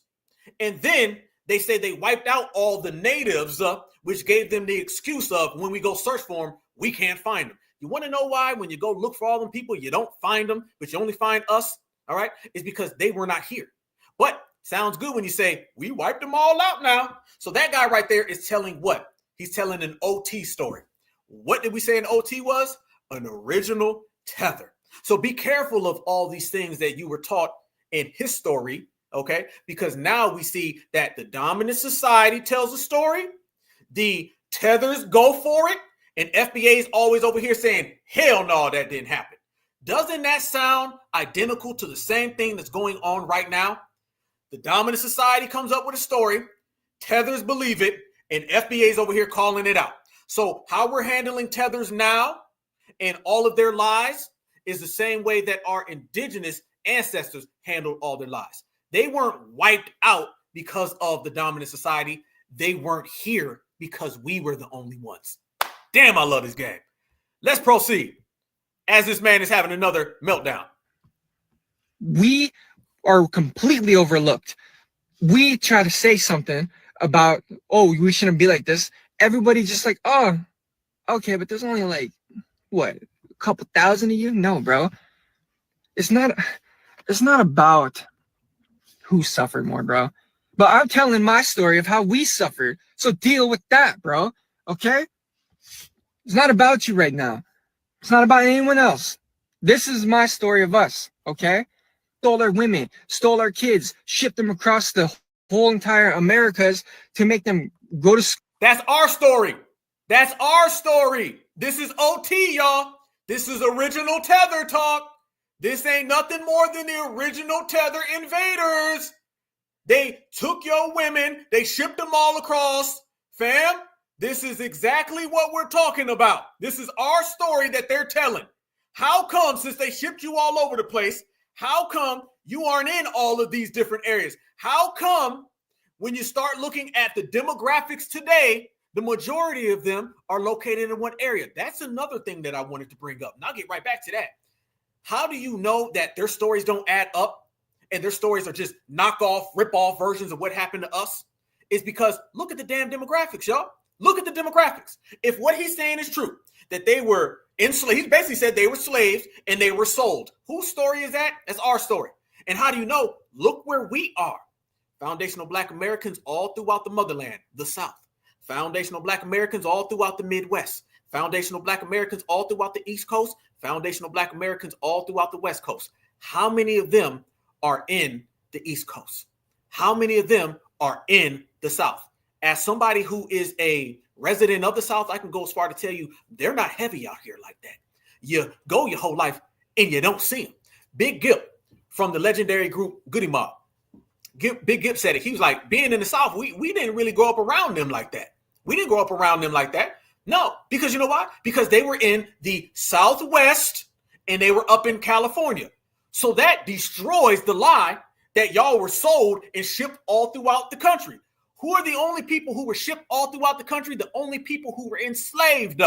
Us. Also, we were here indigenous anyway. So when you add our proximity and location from being indigenous on top of us being shipped and sold, fam, that's why we populate the whole damn country. They're in a small little pocket right now. Look at the demographics today. Go look at the Black American population, and it's all throughout the South, the Midwest, and the East Coast. And we still out in California. Go look at theirs, small little pocket. Small pocket. And he's talking about islanders and stuff. Fam, now it even gets smaller. Now you're talking about way up in the Pacific. So no. Foundational Black Americans again, and that's OT talk. The dominant society comes up with a lie. The tethers love that lie because they got a free handout, and then FBA calls them out. Easy work. School there and like colonize them, whitewash them, bro. And these families that are left over in slavery have to live their life. No, he said families left over in slavery. When were they enslaved? Listen, fam, he's telling you our story right there. He's telling you our story and he's putting his people's face on it. It's the same thing that they do right now. That hip hop is 50-50. That immigrants built America. Ain't nothing changed but the slang, y'all. Ain't nothing new under the sun, y'all.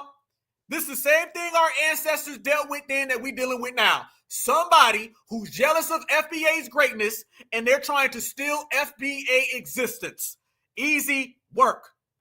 Okay? It's not about you right now. It's not about anyone else. This is my story of us, okay? Stole our women, stole our kids, shipped them across the whole entire Americas to make them go to school there and like colonize them, whitewash them, bro. I thought you said that y'all were wiped out. How'd you get wiped out and all this happened? Which one is it now? You're telling all these different stories. You're tap dancing, Tonto. You're doing the Tonto tap dance. And these families that are left over in slavery have to live their life knowing what happened to the kid, and the kid has to live their life knowing what's going to happen to their family, bro. People were unalived. Everyone has to research what they did to the native population when they came here. We want more respect. We want to be called by the right names, and we want to bring back our history because it is slowly getting wiped. Our languages are getting wiped, and every single thing. And if it keeps going this way, bro, in 100 years, we won't be around on the earth anymore. And Kendrick saying it, I don't care about Kendrick saying it, bro. I don't care about him as one person saying it, but him having that platform of one of the greatest rappers to ever live to say it so nonchalantly, bro, like it's nothing. That's the thing that's bad. Sesame Street saying E is for Eskimo. That's what's so bad, bro. And it's always people saying, oh, we were heard more than you, dude. Fam. You see what we talking about? You see exactly what we mean.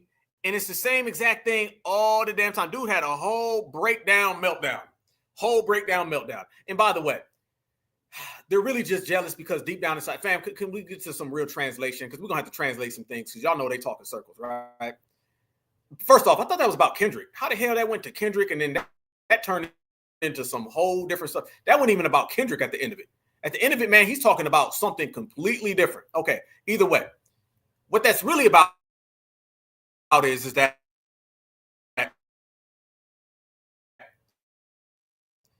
they're all jealous that they got to kiss the dominant societies, you know. Hold up 1 second.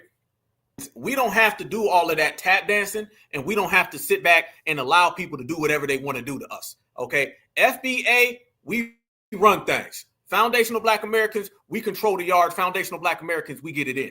They can't say none of that because they know damn well that we run everything, and no matter what they say, it is a wrap for them. Okay, so don't allow these people to come around here and try to tell you that what's going on is a cautionary tale of what needs to happen. In reality, this is how FBA feels about it. That's how we feel about everything that they saying. That's how we feel about everything that they doing.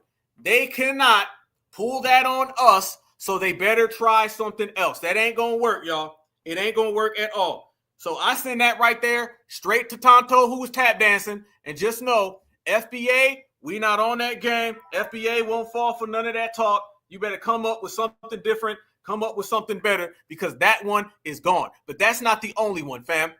More people have been coming out here trying to steal our lineage, heritage, and culture. Yes. And the more they try to steal our lineage, heritage, and culture, the more we do some G-checking, the more we do the G-checking, the more we put them in their goddamn place. Y'all look at this right here. This is going to show you exactly what I mean when I say that these people are cowardly and they're okay with stealing somebody else's lineage and they don't give a damn. Be very cautious of how these people come at us, because we know now that they only do it because they don't have nothing to show for themselves.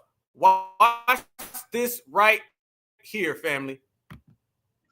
Giving the Native Americans, Trump said that they're stopping giving the Native Americans citizenship, right? Y'all want to be Indian until it's time to be Indian, yo. So y'all that are on Section 8, food stamps, cash assistance, welfare, they're going to take that away. All these little pretendians and wobbles on here, they all claim they're Indian, right? Their grandmas, all that.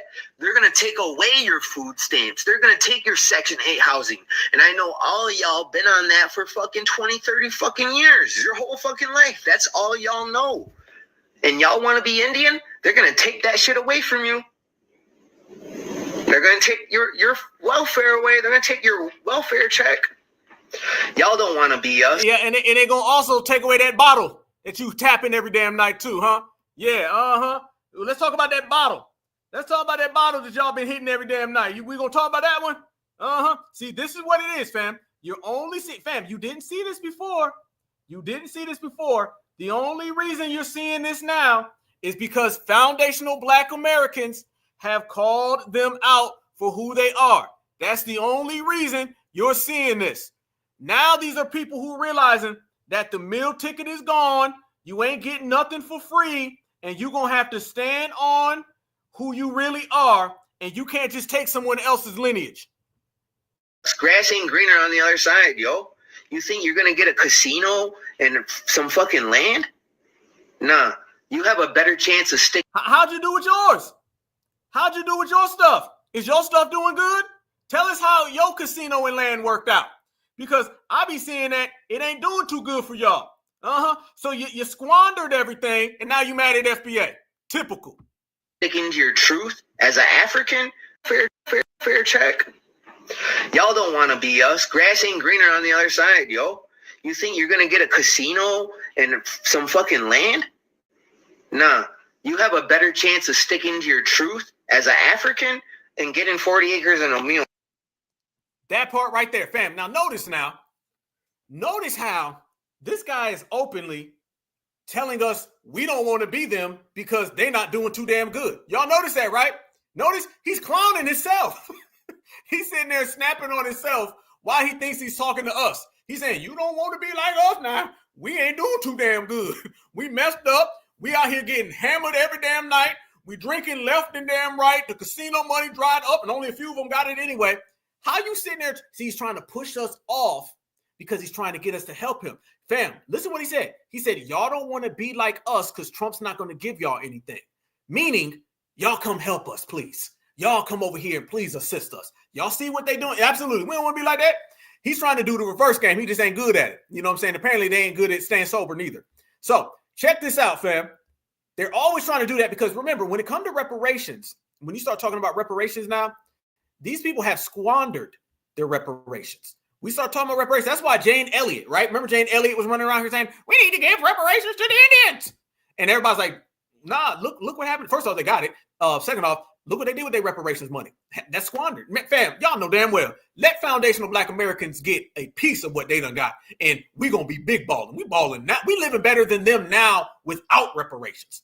They got reparations. We don't have our reparations yet, and we out doing them without the money. So what does that tell you? It tells you the difference between the two of us. So he's out there upset. So you have the first person upset, second person upset, and watch the third person. All upset because they know that they haven't been getting anything in return. They're mad now also that ICE is starting to round them up because they've been out here hiding people on those reservations. This week, a Mexican man went viral at a Chrome ICE detention center. He was filming inside an ICE concentration camp. He was pleading for his life and the life of all the other immigrants in there. He pleaded, saying, "We are being held hostage, please help." And he even begged for help and asked Claudia Sheinbaum, president of Mexico, to do something for her people. This is unacceptable. These are concentration camps that abuse migrants and immigrants. The abuse has been confirmed by internal services. They are being starved. They are thirsty, only given 1 cup of water per day. Are denied bathroom privileges. Are denied medical attention. People in ICE concentration camps are losing their lives. And she's talking about the ICE concentration camps is what they're calling them. I just call them jail. No, wasn't nobody just a minute ago talking about some y'all on welfare. Well, you're in a concentration camp in ICE. That sounds too bad. Is what it is. So the man's out there trying to get help. And don't even think about saying FAFO, fuck around and find out, to these people in ICE detention centers. It is a shame that members of the Black community started that trend. And okay, freeze. Okay, y'all can't hear. Let me tell you what she's saying. She's saying how the Black community is responsible for the reason why they're locked up. Matter of fact, I'm gonna play it for you. I'm gonna play it. I'm gonna crank the volume up. Okay, because she out here whispering, but that's all good. Let me show y'all this. This is what she's saying, and this is how she's trying to say it. I got y'all.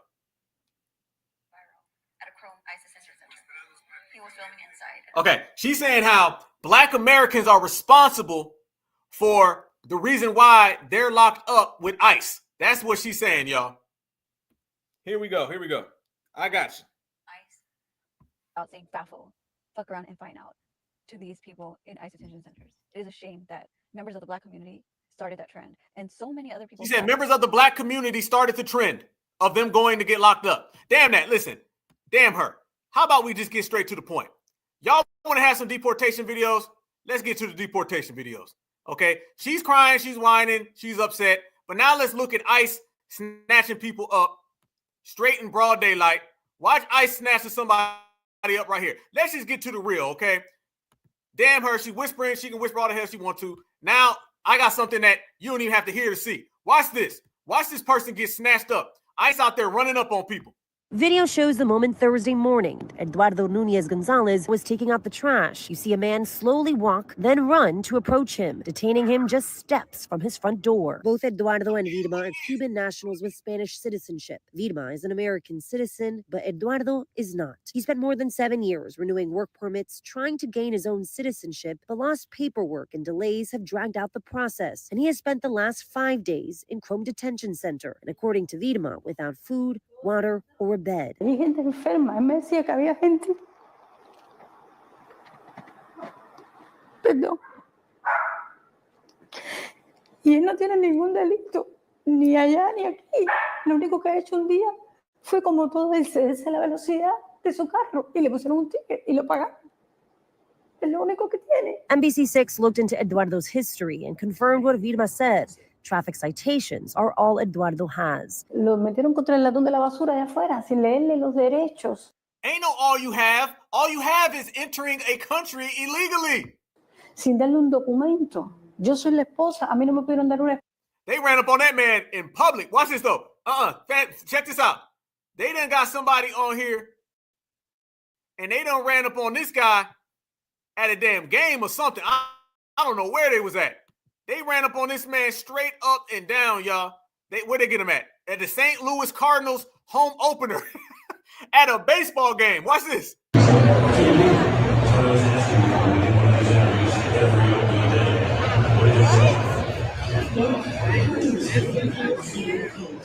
Wait, what? Then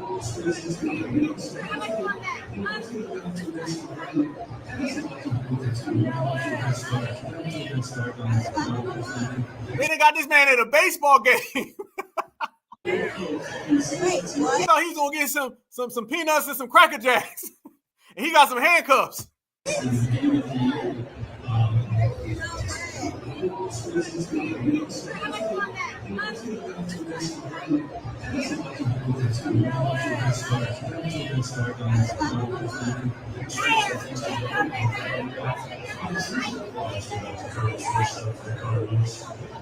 Damn.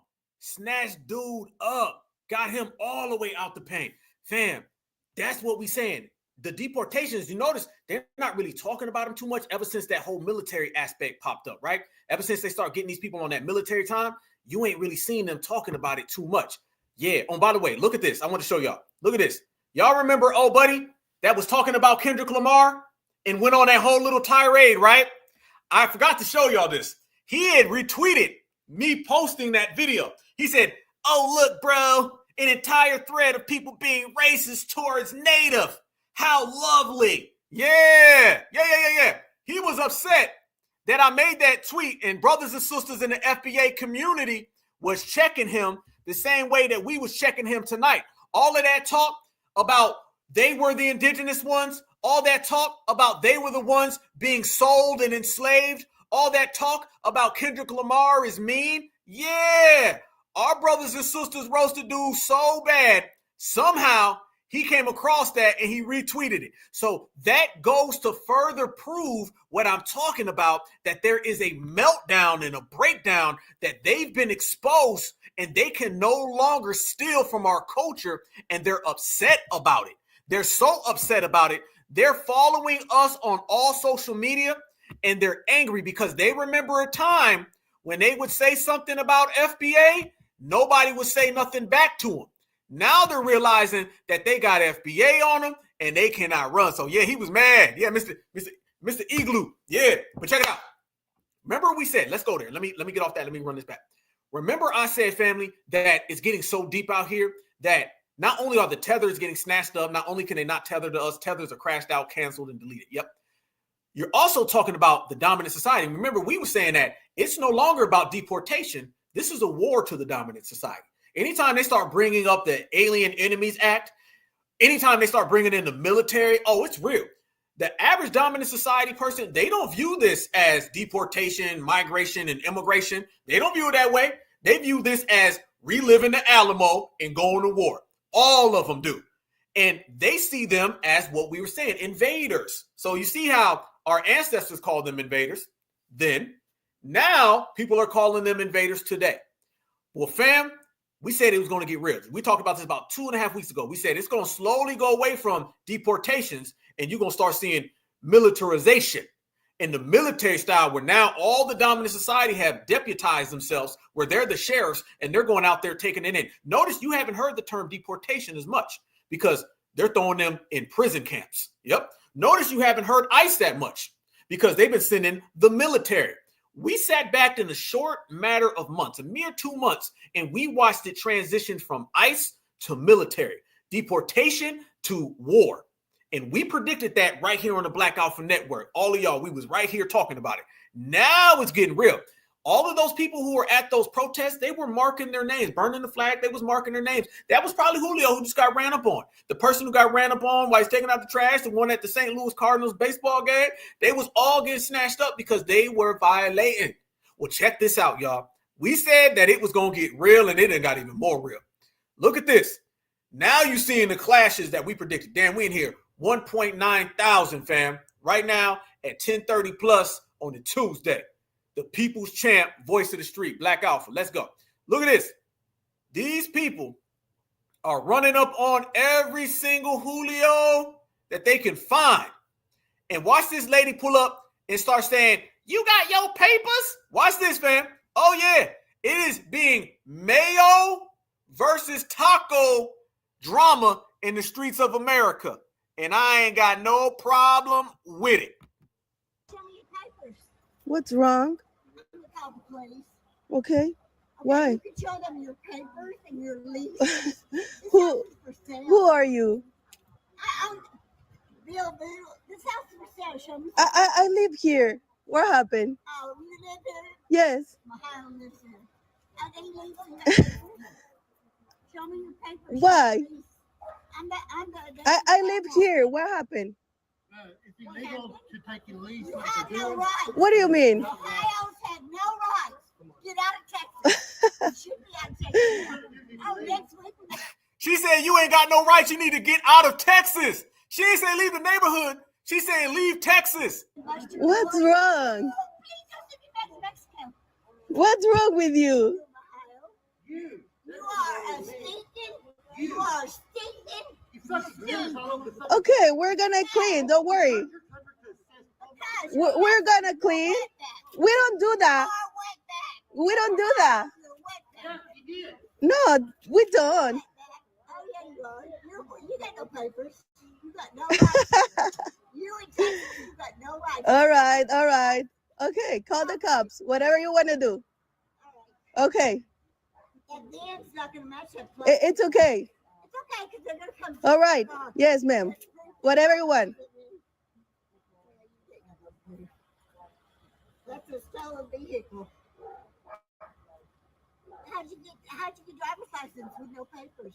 Who are you? I'm neighborhood crime watch, bitch. Whoa! Whoa! Where you come? Whoa! She said, "Who are you?" She said something. BRTCH. Hold up. How'd you get driver's license with no papers? Who are you? I'm neighborhood crime watch, bitch. Did she? They done pissed off Casserole Karen. So she's checking her, saying, "Where your papers at? Give me your goddamn papers. I'm calling the police on her." She said, "Who are you? I think she said, "I'm neighborhood watch, BITCH or something." All I know, she said that, man, I think I seen some damn casserole with some damn raisins flying down the street. I'm not sure. It's okay. It's okay because they're going to come. All right. Yes, ma'am. Whatever you want. That's a stolen vehicle. How'd you get driver's license with no papers? Who are you? I'm neighborhood crime watch, bitch. Why you call me bitch? I'm not a bitch. You like Ohio? You like Horham, Ohio? Down there? What are you talking about? That's what I am. I own that property. I own that property right in between you. Well, I live here. Me too. People sleeping in the yards. That's your mom and daddy sleeping in the yard. Poorhouse down there. Melissa Reyes can come over here and I'll shoot her in the fucking face because she peed my floor. Ohio's. You should have gone back. You had until 1 week to go back. Let's go. Not handcuffed. But you blew it. Because next week they're going to bust that door open. I've made 10 complaints and I'm busted open. You be like, don't take me back to Mexico. Too late. And your cable's been cut off because I cut it off. All right. All right. Oh, she said I'm neighborhood crime watch, biatch. Damn. I'm neighborhood crime watch, bitch. She said you can hear her dentures flying out.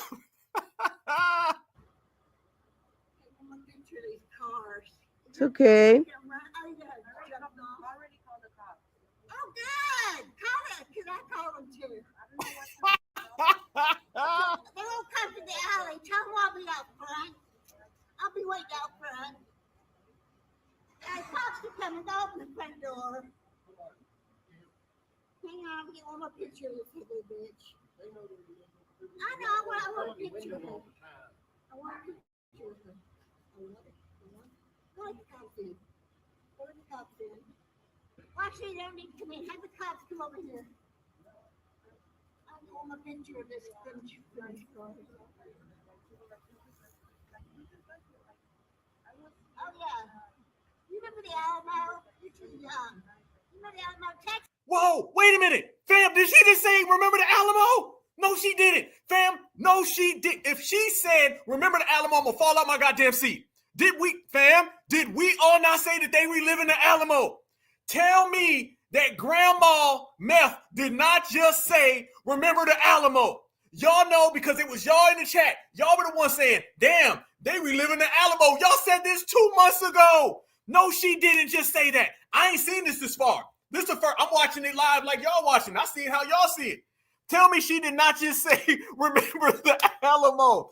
Certified Black Society is right. We can't get no righter. How many times are we going to call something on this channel, y'all? How many times is this chat going to be correct? We called the damn election. Let's see. Did she? No, she didn't. You didn't say this now, Casserole Karen.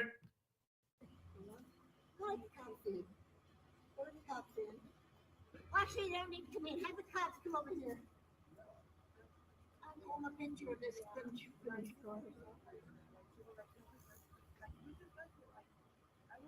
yeah. You remember the Alamo? No, Texas, don't give up. We will die for our country. We will die for our country. We need to go back to She did. I'm done. She said, remember the Alamo. Texas won't give up. We will DIE for our country. Black Alpha Network, certified. Y'all won again. You called this 3 damn months ago. They are reenacting the Alamo and Meth Mall. Shout out. That's a good one. She just confirmed it. Damn, it's on.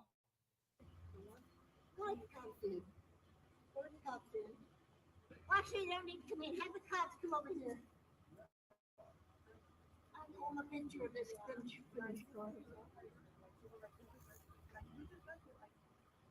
Oh, yeah. You remember the Alamo? You're too young. No, Texas, don't give up. We will die for our country. We will die for our country. We need to go back to Mexico. And all you little bambinos and you stink. She speaks English? We do. How about the cartel? You're on the live, okay? Carlos Mendez, he was like, ooh, TV. He's the head of the cartel. You're so scared. Where's the Mexican mafia? Where are they? I'm so scared of you. I'm scared of you because this is my home. This is America. Say hi to America. You're not American. Say hi to America. You're Ohio. You're a fucking wetback. Okay, say hi to America. You're a fucking, I can't even understand you. Say hi to America. God bless America and God bless Trump. And he said next week, dead or alive, y'all are going. So bye-bye. Go back to Mexico. Bye. Bye-bye. Damn. What the hell did we just sit here and watch? Whoa. Damn. Family, it's on. It's on right now, okay? In one corner, you got Meth Mall, Karen, representing MAGA in all of the dominant society. On the other hand, you got Mrs. Paco Pedro, representing the cartel. You got the Mayo in the cartel clash. This is going to be a 12-rounder, all right? In FBA, we in the front row, all right? We got the damn chinchilla on. Like Frank Lucas, we sitting there eating popcorn, watching it all go on because it ain't got nothing to do with us. So this battle, Mayo, Taco, nothing to do with us. April 5th, hands on, hands off, none of that. Anything to do with us, the tether meltdowns, the tether breakdowns, us roasting them going home. Concentration camps getting put in deportation jails in Guantanamo. Ain't got nothing to do with FBA. And we're sitting here watching. You know why we're getting stronger and everybody else is getting weaker? Because everybody else has a problem. We ain't got none. All right. Our problem, we already know what it was. It's the same problem we've been dealing with for the longest amount of time. But you know what we do? We handle that damn problem like we've always done. You pick the generation, you pick the century, and FBA been putting in that work and they know better. So we getting stronger because everything we got is mapped the hell out. We winning. Everybody else, they got new issues because while they were sitting on the couch, while they had it made, while they were stealing from us, now you got to fend for yourself. See, when you was getting handouts and everything was given to you, it made you real, real comfortable. Life was real, real sweet. So everybody who had it made off of our backbone and based on our labor, now they got to stand on their own feet. And it's proven that they can't. So they're going down the drain. And FBA, the people who have always been 10 toes down, straight out the mud, loyal to the soil, we getting stronger and we going up because we know how to get it. So when you take the person who knows how to get it, opposed to the person who's had it handed to them, then you see the difference in the contrast. What's that contrast is? That we're certified foundational Black Americans, everybody else to the back of the line, and anybody who wants to get us involved and they protest rallies and marches, they just wasting their damn time. Shout out to the certifieds. We always win. Keep it on up. Check this out, fam. Let me show y'all something else because it's real weird. You know what I'm saying? It's very, very, very diabolical, crazy in the United States of America, y'all.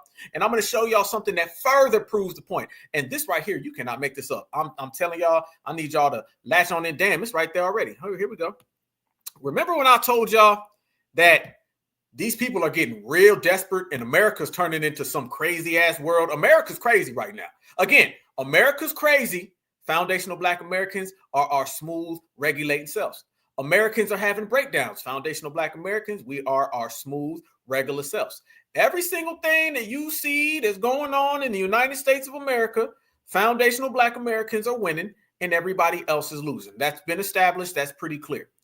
But let me tell y'all where it's gotten even way worse. And I'm not lying. Y'all think, trust me, y'all probably think Black Alpha's making this up, but I promise you I'm not. Fam, when I say it's been getting scary in the United States of America, it's not just for the tethers. It's not just for the migrants, not just for the MAYOs, okay?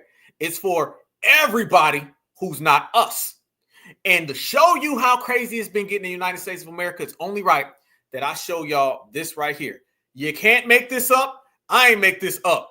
This is reality right now in the USA. This is where things have gotten to. So hold on to your seats, y'all. You want to talk about crazy out here in the United States? Somebody tell me what in the hell is this? But I ain't lying. This is what's flying in America. Elon, Trump, Biden, Kamala, Doge, all of this has drove Americans officially insane, has drove Americans officially crazy. Americans need to all go sit down on somebody's couch because they done politicized themselves psychopathic. And foundational Black Americans are unaffected and still are exceptional selves. Y'all look at what the hell done popped up on the timeline, and it's going all through the United States of America. And this is a MAYO problem. And we gonna FBA our way the hell away from y'all. And to think, Trump, you had the nerve to tell me to leave the country. Really? Well.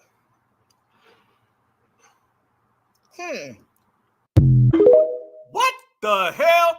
And to think, Trump, you had the nerve to tell me to leave the country. Really? Well. And to think, Trump, you had the nerve to tell me to leave the country. Really? Well.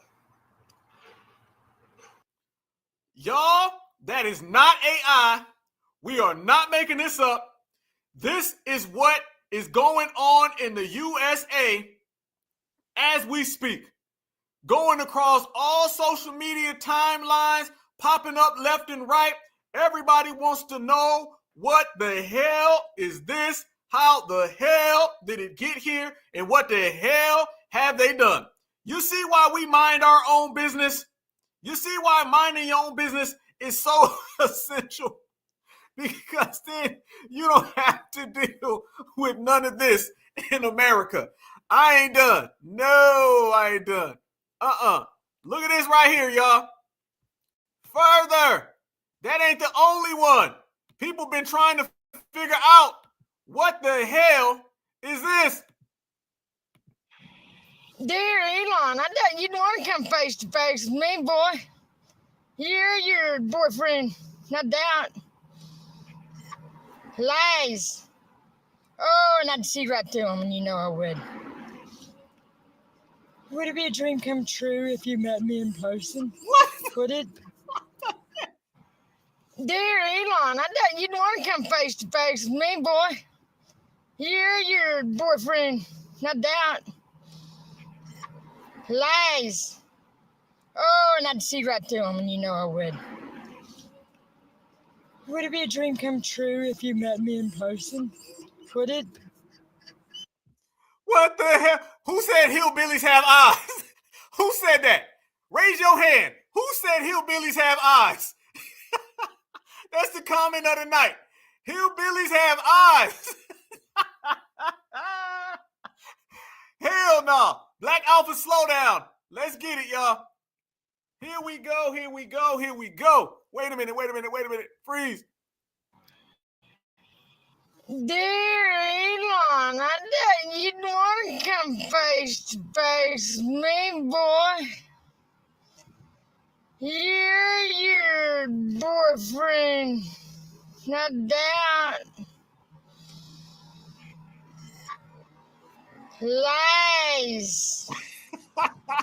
Oh, and I'd see right through them, and you know I would. Would it be a dream come true if you met me in person? Would it? Dude.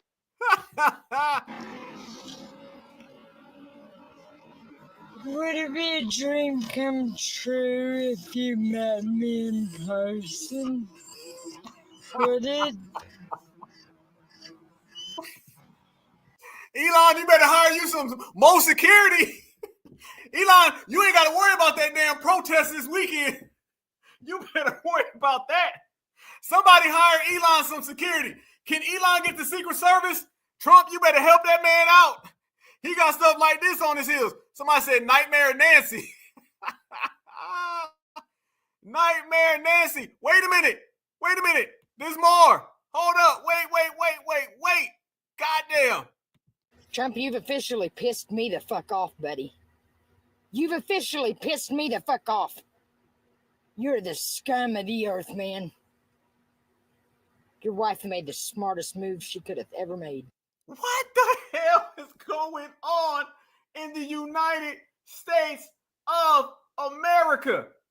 Hell no. This is what nightmares are made of. This is what MAYO is made of. And we don't want none of that. Yeah, you ain't lying. The mask. You got the mask on. Yeah, got the Jim Carrey mask. Jeepers Creepers. Oh, yeah, you ain't lying, brother. Security at the door, please. Man, this is pitiful. And this is a regular day for these people. Man, I done seen a lot in America, but it's hard to unsee this. Trump, you've officially pissed me the fuck off, buddy.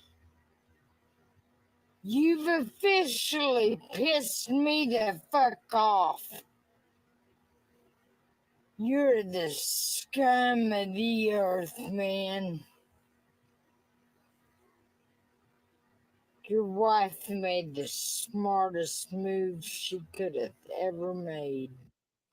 And the smartest move that we could ever make is to stay as far the hell away from those people in that community. And that's exactly what the hell we doing, man. We minding our FBA business. And you know, it's good to mind your FBA business when your FBA business is so good. We ain't got to worry about the mask. Hillbillies have eyes. What y'all said, Meth Mall, Nightmare Nancy. We ain't got to worry about Jackie Chan. We ain't got to worry about Lucy Liu. We ain't got to worry about Becky Bonnet. We ain't got to worry about none of them.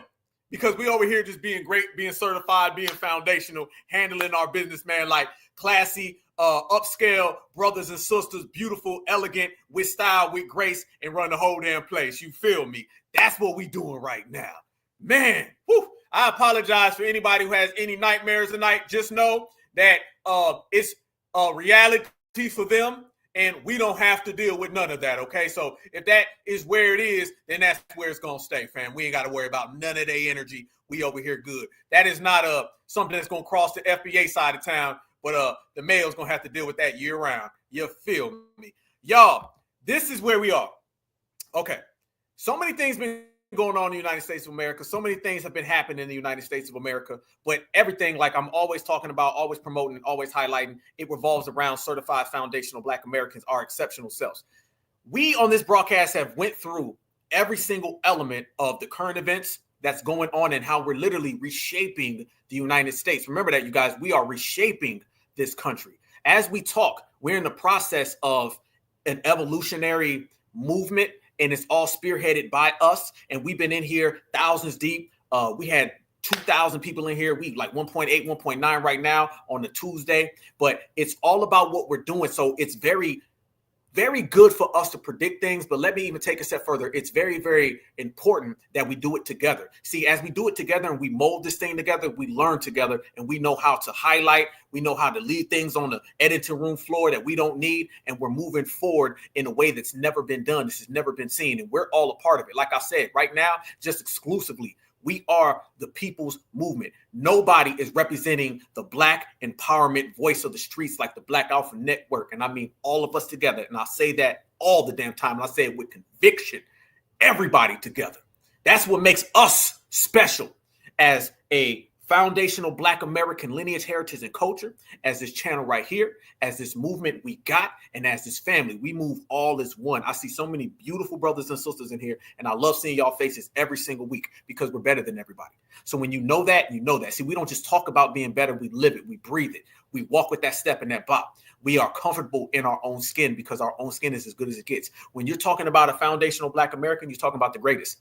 And when you're talking about the greatest, you ain't got to talk about nobody else, okay? Because second, third, fourth, fifth place, that's all just losers to us, all right? And FBA, number one, just winners. And that's who certified foundational Black Americans are. So we broke down everything. We talked about our indigenous nature. We talked about all the ops. We ran everybody out. We did a great job of putting receipts on the table, putting faces on the table so we can expose and pinpoint who the liars are. Attention to detail. So therefore, they can't find a way in, only ways out, and we move them out. That's what we do. FBA all day. Absolutely. This has been a classic broadcast, and I couldn't wait to get it, family. I will be back on Friday. Friday, I got a long show that we're going to break down some of the things that I've been working on. I've been out here in the streets. I've been doing some real investigating on some real criminality stuff that's going on with hate crimes that have been occurring to us. So we're going to have a great episode on Friday, and we're going to break all of that down. But before I go, I want to show y'all this. When we say certified foundational Black Americans are cut above everybody else, when we say foundational Black Americans operate in our own lane of greatness, I mean it. And you can see it exuded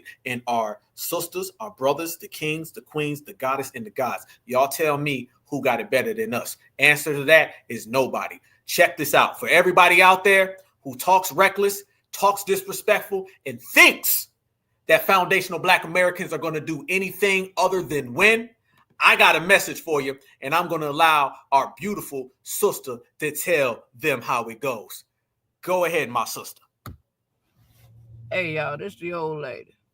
And I seen a post out there by somebody named Tiffany Smith that says she still got her ropes and her chains. And she just ready. Well, Tiffany, I need you to understand, I'm ready too. I'm waiting. Now, I'm hoping that you don't go off down that yellow brick road because the odds ain't going to be who waiting for your ass. Woo! And if you think that you're going to get to relive some shit from way, way back, you sadly mistaken now, little girl. Now, I know you go on down there to Mount Vernon and Jamestown and Williamsburg and all them places and try to relive your glory days, but I'm sorry to tell you, that's as close as you going to get. But now, if you just have to find out the hard way, you feel froggish, you go head on and leap. But I need you to keep in mind, a frog with a glass ass only leaps once. So you bring that bullshit over here. And this red, white, and blue country of yours gonna be a hell of a lot more red than white and blue. Old lady out. Certified. Salute, my sister. Boom. There they go. Whoo, man. See, that right there gets me stirred up. That get me going. You only get that over here on this side. You only get that over here on the FBA side. Can nobody get it? Damn, she put it there. She said, try it. Come on over. You know better. That's what it is. Much love, much respect to our foundational Black American lineage.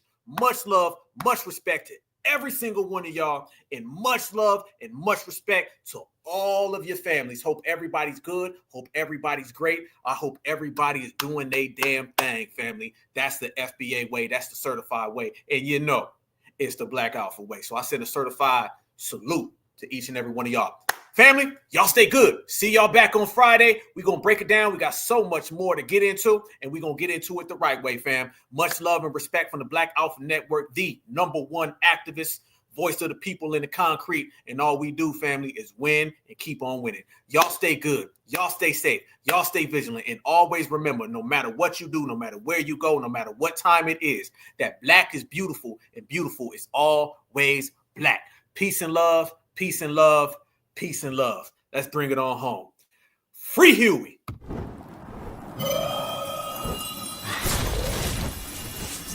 Black Alpha Network. Home of Black excellence. Power to the people.